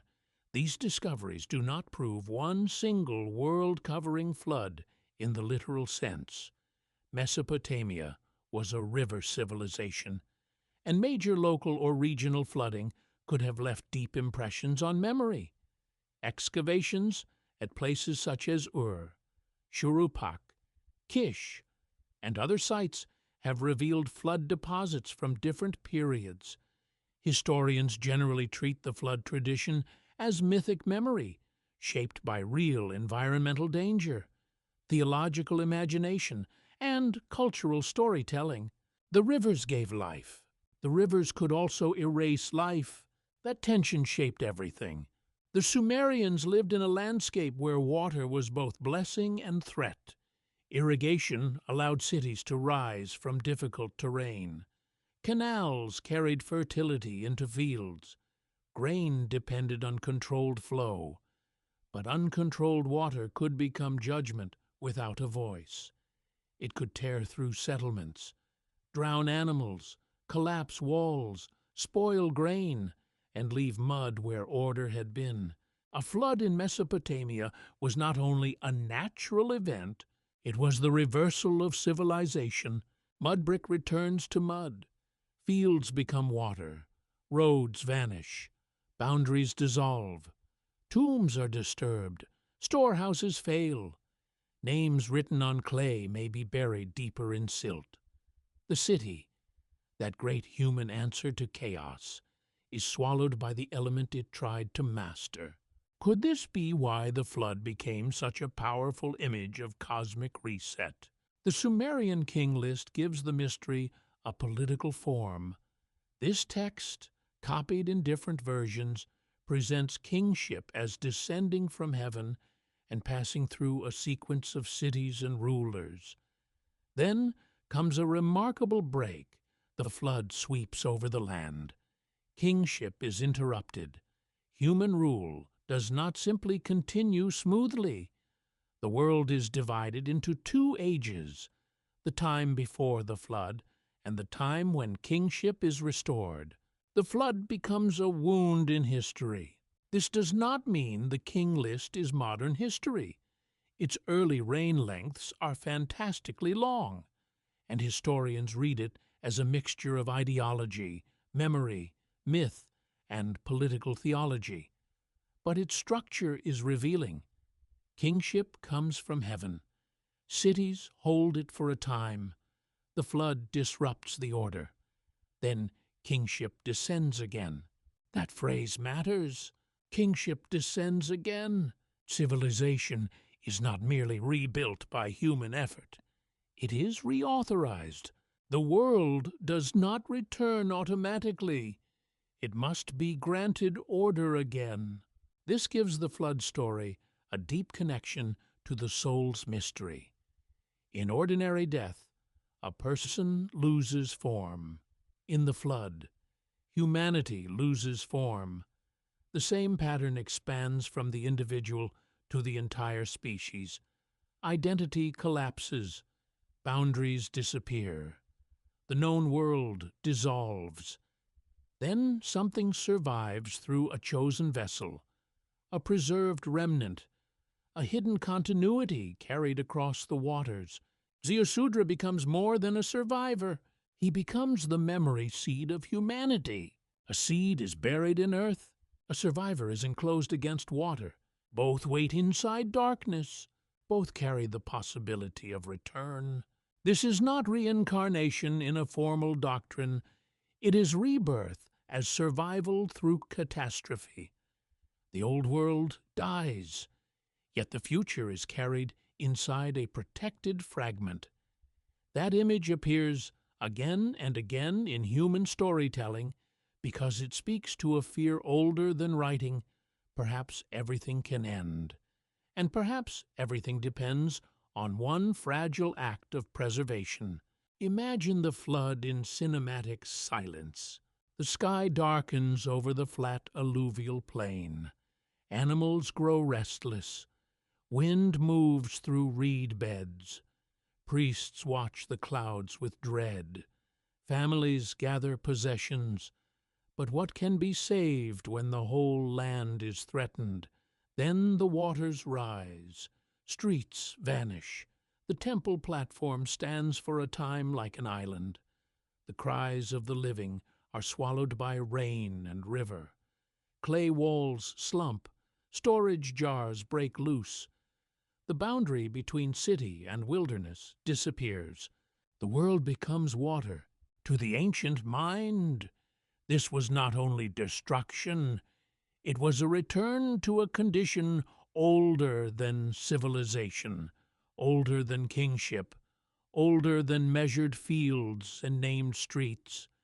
Water washes away the human arrangement of reality. It cancels borders. It makes the land unreadable. And when the waters retreat, the survivors do not simply resume life. They stand in a new world. Everything familiar has been stripped of certainty. The ruins must be interpreted. The dead must be mourned. The gods must be approached. The land must be marked again. Fields must be restored. Animals must be gathered. Temples must be rebuilt. Names must be spoken into a silence filled with loss. Could rebirth require not only survival, but the courage to name the world again? The flood tradition also introduces a painful moral ambiguity. In many later retellings across cultures, flood stories become lessons about wickedness, divine anger, purification, or covenant. In Mesopotamia, the gods are not always portrayed in ways that match later moral expectations. Divine decisions can appear severe, mysterious, even frighteningly disproportionate. Humanity may be valuable, but humanity is not sovereign. Human existence depends on divine will, and that will may not be fully transparent. This unsettles modern viewers. People often want ancient myths to deliver clean moral lessons, but Mesopotamian stories frequently preserve a more difficult reality. The sacred is powerful, not always comforting. The gods can create humans, use humans, favor humans, abandon humans, or rescue a remnant. The flood is terrifying because it reveals the human world as conditional. Civilization itself can be revoked. Modern interpretation often sees flood myths as cultural memory of environmental trauma. River societies remember catastrophic water because water decides life. Another interpretation sees these stories as theological reflections on why humanity exists and what limits human expansion. Comparative mythology notes parallels between the Sumerian Ziusudra, the Akkadian Atrahasis, the Babylonian Utnapishtim in the Epic of Gilgamesh, and later flood traditions in the Hebrew Bible. These similarities are documented topics of scholarly discussion, especially because the cultures were historically connected across the ancient Near East. But each version has its own meaning. Ziusudra is not simply Noah under another name. Utnapishtim is not simply Ziusudra copied without transformation. Atrahasis is not merely a flood survivor, but part of a larger meditation on human creation, labor, divine frustration, and mortality. The Sumerian tradition stands near the beginning of this river of stories, preserving an early image of survival through divine warning and watery destruction. The connection to rebirth becomes even sharper when one considers what the flood does to time. It divides memory. There is the age that vanished, and the age that begins under the sign of survival. In the king list, rulers before the flood have immense reigns, almost dreamlike in scale. The world before catastrophe feels remote, gigantic, unreachable. The world following catastrophe feels closer to ordinary history, though still shaped by myth. The flood becomes a threshold between mythic time and human time. Is that not also what death does? A life before death becomes unreachable. The person becomes part of memory, story, and ritual. Those who remain must continue in altered time. The household begins again, but not as it was. A gap has opened. The dead belong to another realm. The living must rebuild meaning around absence. The flood turns that private experience into a cosmic one. Humanity mourns itself, then humanity begins again. Yet the ancient story does not let survival become simple triumph. Ziusudra survives because he listens. He does not defeat the flood. He does not command the waters. He receives warning and obeys. Human continuation depends on humility before a message that comes from beyond ordinary knowledge. This is another form of the soul's trial. Can the human being hear the warning before the waters rise? In mystery storytelling, floods often represent purification, but in the Sumerian and Mesopotamian imagination, the flood is not gentle cleansing. It is nearly total undoing. It does not politely wash away impurity. It breaks the world open. Any renewal that follows is born from terror. This is why the flood remains one of the most powerful symbols of rebirth ever preserved on clay. It says that life may continue, but not without memory of destruction. It says humanity may begin again, but not as innocent.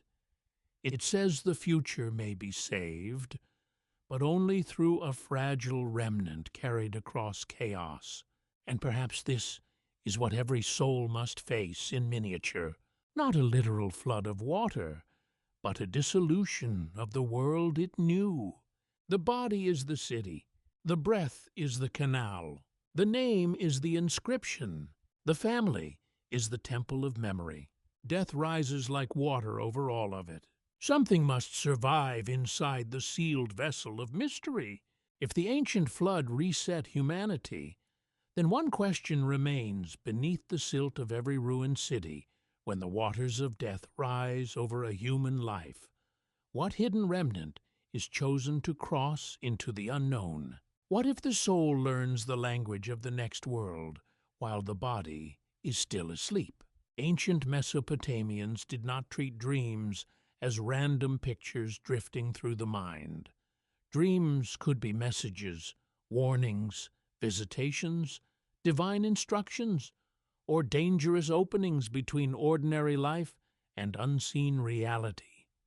A sleeping person might lie on a reed mat inside a quiet house, but the dreamer's awareness could travel into a symbolic world where gods spoke, omens appeared, and the dead seemed close enough to answer. This makes dreams one of the most mysterious bridges in Sumerian thought. The waking world was ruled by daylight, labor, ritual, city order, and visible action. But sleep interrupted that order every night. The farmer, the priestess, the king, the child, and the slave all entered a condition where the body became still, and the mind saw things it did not choose. Who opened those visions? To the ancient mind, a dream might not belong entirely to the dreamer. It could be sent. It could be interpreted. It could demand a response. Mesopotamian cultures developed long traditions of dream interpretation, omen reading, and ritual action surrounding threatening visions. Not every dream was treated equally, and modern historians are careful not to flatten centuries of practice into one simple belief.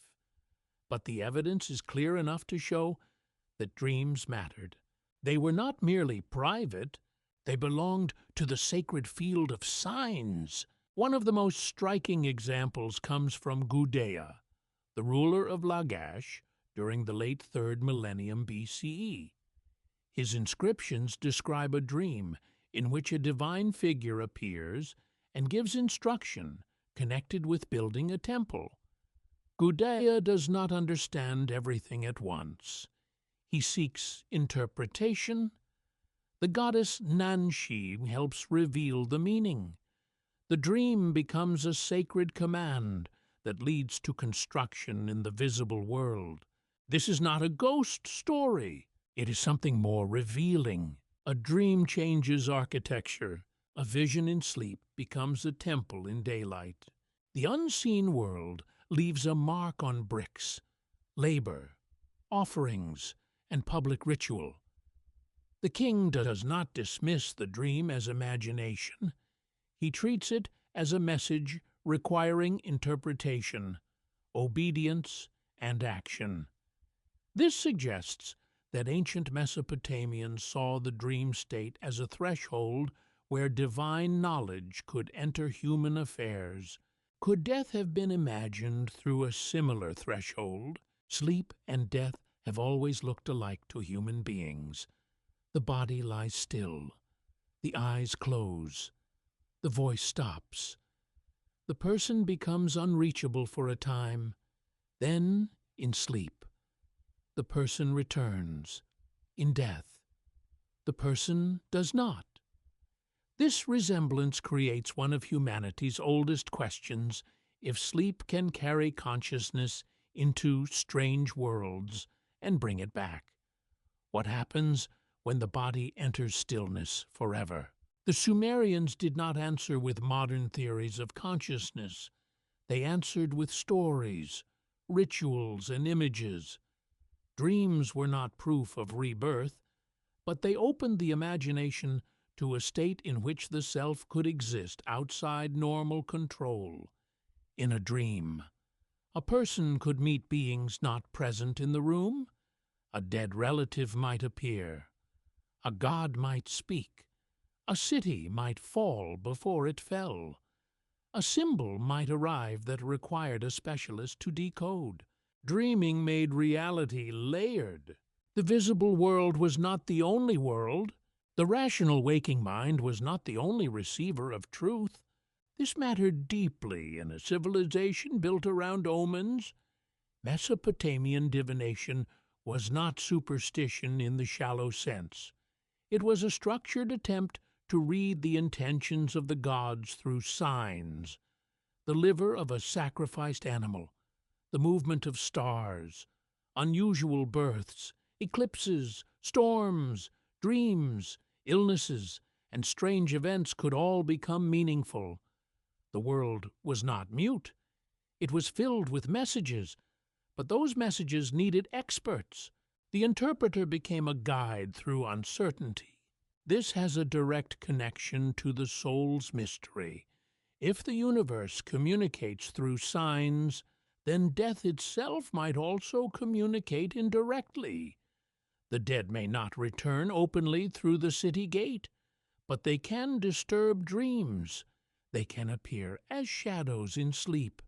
They can become part of omens, rituals, and anxieties that tell the living something remains unresolved. What if a dream was a door that opened only when the conscious mind stopped guarding it?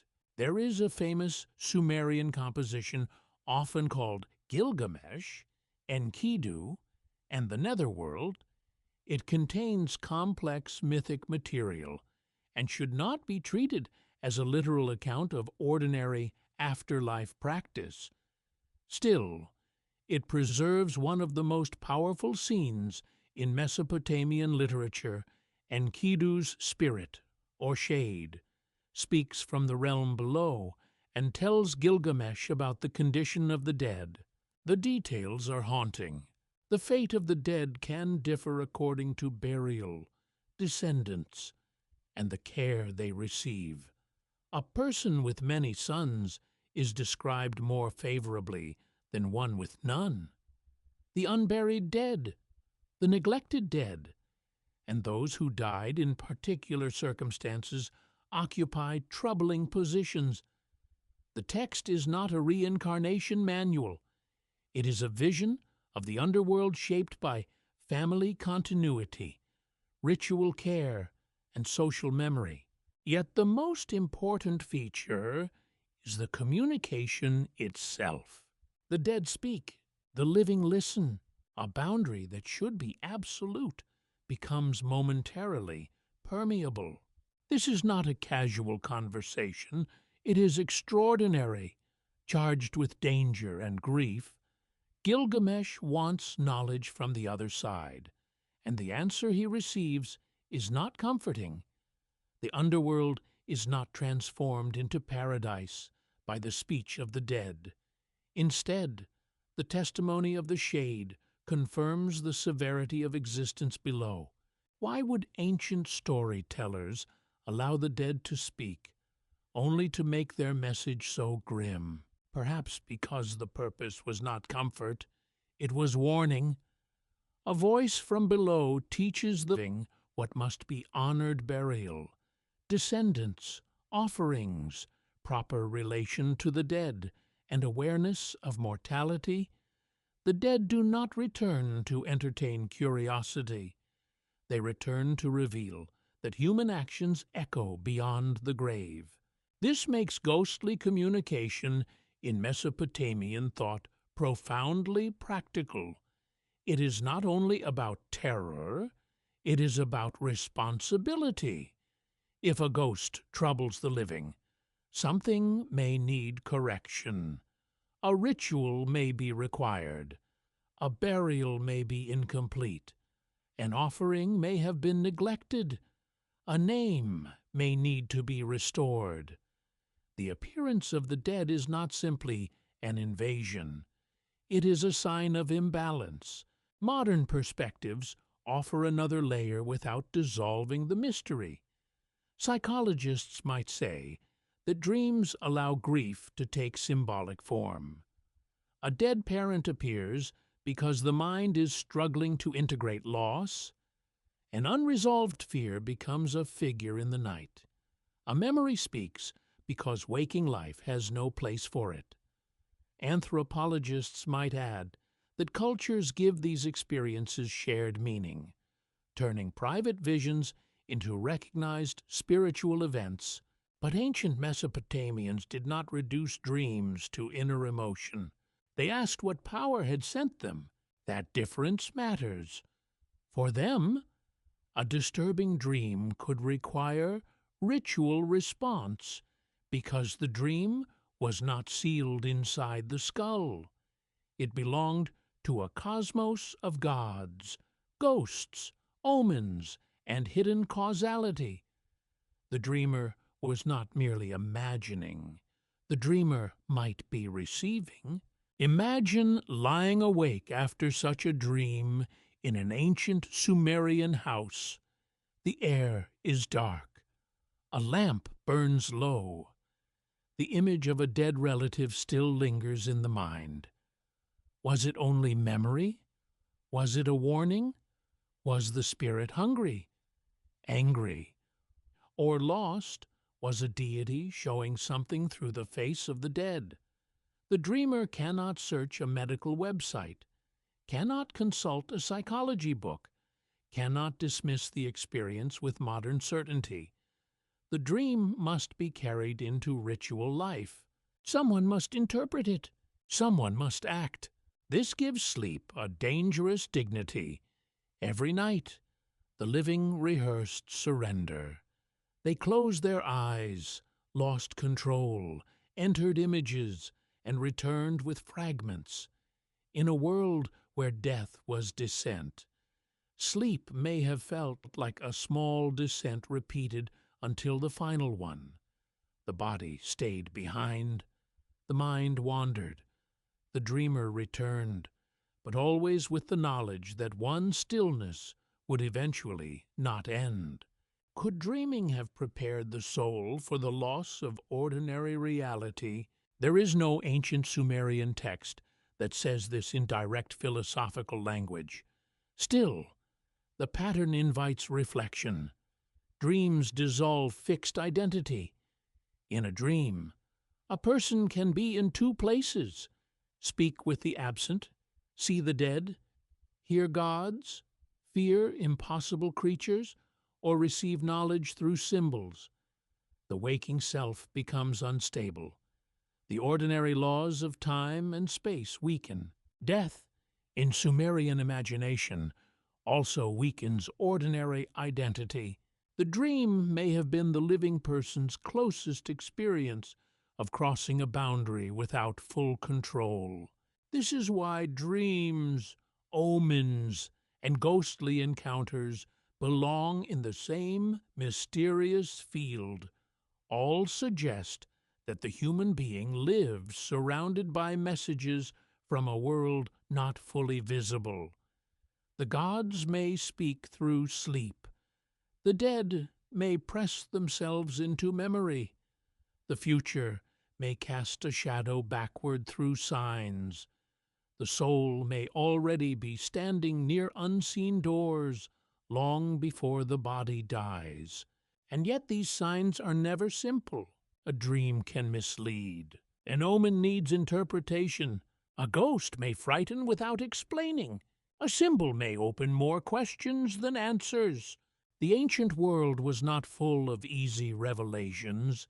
It was full of coded messages. The sacred did not always speak plainly.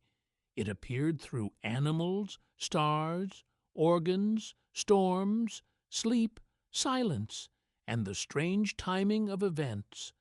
The task of human beings was to notice, interpret, and respond without pretending they controlled the source. That humility is central. The dreamer receives, but does not command. The interpreter explains, but does not own the mystery. The ritual acts, but does not abolish death. The ghost speaks, but does not turn the underworld into a familiar home. In this vision, the boundary between life and death is neither fully open nor fully closed. It trembles. It allows signs, but not certainty. It permits glimpses, but not possession.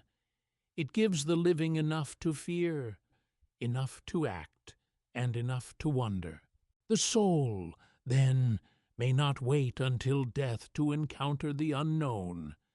Every night, it enters a shadowed rehearsal. Every dream asks whether reality is larger than waking sight. Every omen suggests that the world is speaking from hidden depths. Every appearance of the dead reminds the living that absence may still have a voice. And if sleep could carry messages from gods, ghosts, and the unseen order, then one final question rises like a whisper in the dark when the body sleeps for the last time. Is death an ending, or the dream from which the soul finally cannot wake? What if the final mystery is not whether the soul returns, but what it must become when return is no longer in its own hands? Ancient Sumerian texts do not give us a clean doorway into rebirth. They do not describe a soul standing at the edge of eternity, choosing a new body, entering another womb, and beginning life again with forgotten memories. That kind of doctrine belongs more clearly to other religious traditions. The Sumerian evidence is older, darker, and less complete. It gives us no easy map. Instead, it gives us clay, a broken tablet, a buried name, A cup of water poured into earth, a goddess stripped at 7 gates, a dead man speaking from below, a flood that ends one age and allows another to begin, a land of no return that somehow still sends signs into dreams. This is why the mystery survives. The Sumerians did not answer death with certainty. They surrounded it with images powerful enough to make certainty feel too small. The human soul, as their world imagined it, faced a series of losses. It lost the body's strength. It lost the public role. It lost the protection of wealth and status. It crossed into a realm where human command had no authority. It became dependent on rites, memory, offerings, and correct placement among the dead. It could be honored, neglected, fed, forgotten, summoned, feared, or mourned. But beneath all of that waits the deepest question. Was this only survival in shadow, or preparation for something no surviving tablet fully explains? To approach that question, one must stand at the edge of dawn in ancient Mesopotamia. The night begins to thin over the plain. The stars fade above the temple roofs. The river reflects a pale band of light. Reeds tremble near the canals. Somewhere in the city, a household stirs. Someone grinds grain. Someone opens a courtyard door. Someone speaks the name of a dead ancestor. The world of the living starts again. But beneath it, the world of the dead remains. Every dawn was a victory over darkness. But not every darkness ended. The Sumerians knew the sun as divine. Utu, the sun god, was associated with light, truth, and justice. In later Akkadian tradition, Shamash carries related roles. The sun crosses the sky, sees what humans hide, and brings clarity to the world. This is not the same as saying that every dead soul rose with the sun. The texts do not allow that claim, yet the symbol matters. A civilization that feared the underworld also watched the light return each morning. Could the soul hope for such a return? The ancient texts remain silent where modern curiosity wants them to speak. That silence must be respected. It is tempting to force a hidden doctrine into the gaps, to claim that the Sumerians secretly taught reincarnation, soul recycling, cosmic awakening, or rebirth through forgotten bodies. But truth is more powerful when it is not overstated. What the texts clearly describe is not reincarnation, but continuation, not release, but descent, not paradise, but a shadowed existence dependent on order, ritual, and memory. Yet symbols often move where doctrines do not. Life disappears into earth and rises as grain. The morning star vanishes and returns. Cities fall and are rebuilt. Kings die, but kingship descends again. Names sleep in clay until someone reads them. The dead enter silence, yet can appear in dream, myth, omen, and ritual imagination. The Sumerian world is filled with endings that are not simple endings. This is the tension at the heart of the whole mystery. The underworld is called the land of no return, and yet the ancient imagination never stops reaching toward its gate. The soul must face the great below, but the living still send offerings downward. The dead are cut off, but their names remain active. A goddess becomes a corpse, but divine wisdom finds a way to restore her. Humanity is drowned, but a survivor carries life across the waters. The boundary is final, yet stories press against it like hands against a sealed door. What does that mean? Archaeologists can show burial practices grave goods, house tombs, offering vessels, temple remains, inscriptions, and tablets. Historians can reconstruct patterns of belief with caution.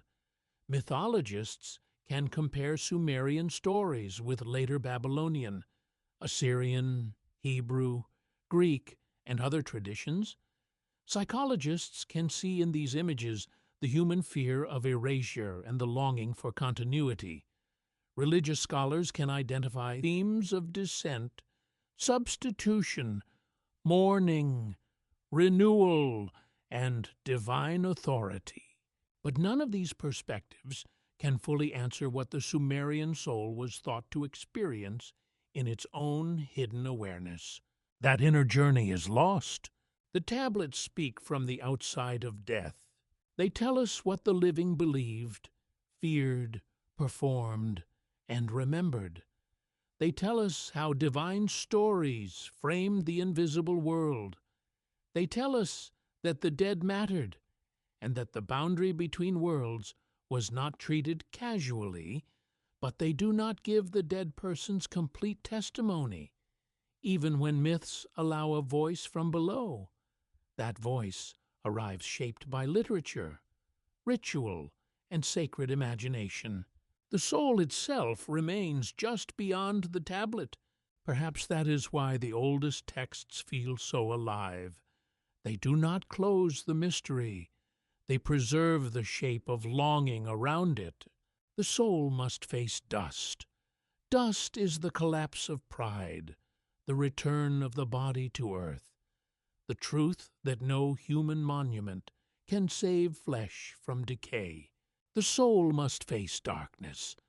Darkness is not only lack of light, it is the loss of familiar laws, familiar voices, familiar power. The soul must face the gate. The gate is the threshold where identity becomes subject to a rule beyond desire. The soul must face the watchers. Whether imagined as rulers, judges, or divine powers below, they represent the terrifying possibility that death sees more deeply than life. The soul must face hunger, not merely hunger for bread, but hunger for recognition, care, water, name, and belonging. The soul must face memory. To be remembered is to remain attached to the living world. To be forgotten is to risk a second vanishing. The soul must face silence. The final silence asks whether anything remains when no voice answers. And then comes the question that has followed humanity across every age. Is silence the end, or the moment before another form of speech? The Sumerian texts do not answer with a clear yes. They do not give a doctrine of rebirth that can be written into a simple formula. But they do something more haunting. They show that ancient people did not experience death as nothing. They experienced it as passage into another condition. They believed the dead could continue. They believed ritual mattered. They believed names mattered. They believed the invisible world had structure. They believed the living and the dead remained bound by obligations that crossed the grave. In that sense, every soul faced not only death, but relationship. No one died alone in the full spiritual meaning. The family remained involved. The city remembered or forgot. The gods ruled. The underworld received. The tablet preserved. The dream disturbed. The offering reached. The name endured or vanished. This vision is not comforting in a simple way. It does not promise that every wound is healed. It does not say the soul wakes immediately into brightness. It does not turn the underworld into a place of reward. Its power comes from honesty. The ancient Sumerian imagination seems to say that death is real, loss is real, darkness is real, And yet disappearance may not have the final shape we think it does. Something remains, but what remains is changed. That change may be the secret doorway in the story. Rebirth, in the strict sense, is not proven, but transformation is everywhere. The corpse becomes ancestor. The name becomes memory. The offering becomes contact. The tablet becomes voice. The ruin becomes foundation. The flood becomes a new beginning. The buried seed becomes grain. Maybe the question was never simply, do we return? Maybe the older question was, what form can survive the passage? A person cannot carry the body unchanged, cannot carry power unchanged, cannot carry wealth unchanged, cannot carry status unchanged, cannot carry beauty unchanged, cannot even guarantee that the living will carry the name forever. Everything that seems solid begins to loosen at the edge of death. So what does the soul carry? The Sumerian texts leave possible answers scattered like fragments in the sand. It may carry identity as a ghost. It may carry need. It may carry the imprint of relationship. It may carry the consequences of being properly or improperly mourned. It may carry a name, if the name survives. It may carry nothing the living can fully recognize. Or it may enter a condition so different from life that human language can only describe it through dust, gates, darkness, and silence. That is the final humility demanded by these ancient texts. They are among humanity's earliest written attempts to look beyond death, yet even they do not claim to fully master it. The scribes pressed signs into clay, but the underworld kept its deepest law hidden. Kings carved their names into temples, but the land below received kings like everyone else. Families poured water for the dead, but could not see where the water truly went. Myths brought gods into the realm of death, but even gods paid a price. The mystery remains larger than the writing, and perhaps that is why these stories still hold us. They come from a civilization long vanished, yet they ask questions that no civilization has outgrown. What is a human being when stripped of everything visible? What survives when memory fails? Can the dead still depend on the living? Is every ending a sealed door? Or can meaning cross where bodies cannot? At the beginning of this journey stood a simple terror. Ancient scribes carved into clay a vision of the soul entering darkness. Not heaven, as modern imagination often wants it. Not reincarnation, as later traditions would define it. Not nothingness. Something stranger. A hidden realm where the dead continued. Diminished, but not erased. Silent, but not meaningless. Gone, but not entirely absent. That vision does not give easy comfort. It gives responsibility. Remember the dead. Speak the name. Respect the passage. Do not mistake power for permanence. Do not assume that what vanishes from sight has ceased to matter. And do not imagine that the oldest people who wrote about death were primitive minds afraid of darkness. They were watching the same mystery we still watch. Breath leaves the body. The face becomes still. The loved one is present and absent at once. The world continues, but something has crossed beyond reach. The Sumerians called that crossing by older names than ours. They placed it beneath the earth. They gave it a queen. They guarded it with gates. They fed it with offerings. They preserved it in clay, but they never fully opened it. So the final question remains where the soul itself remains. At the threshold between dust and dawn, If death strips away everything that can be seen, what is left in us that might still be able to return?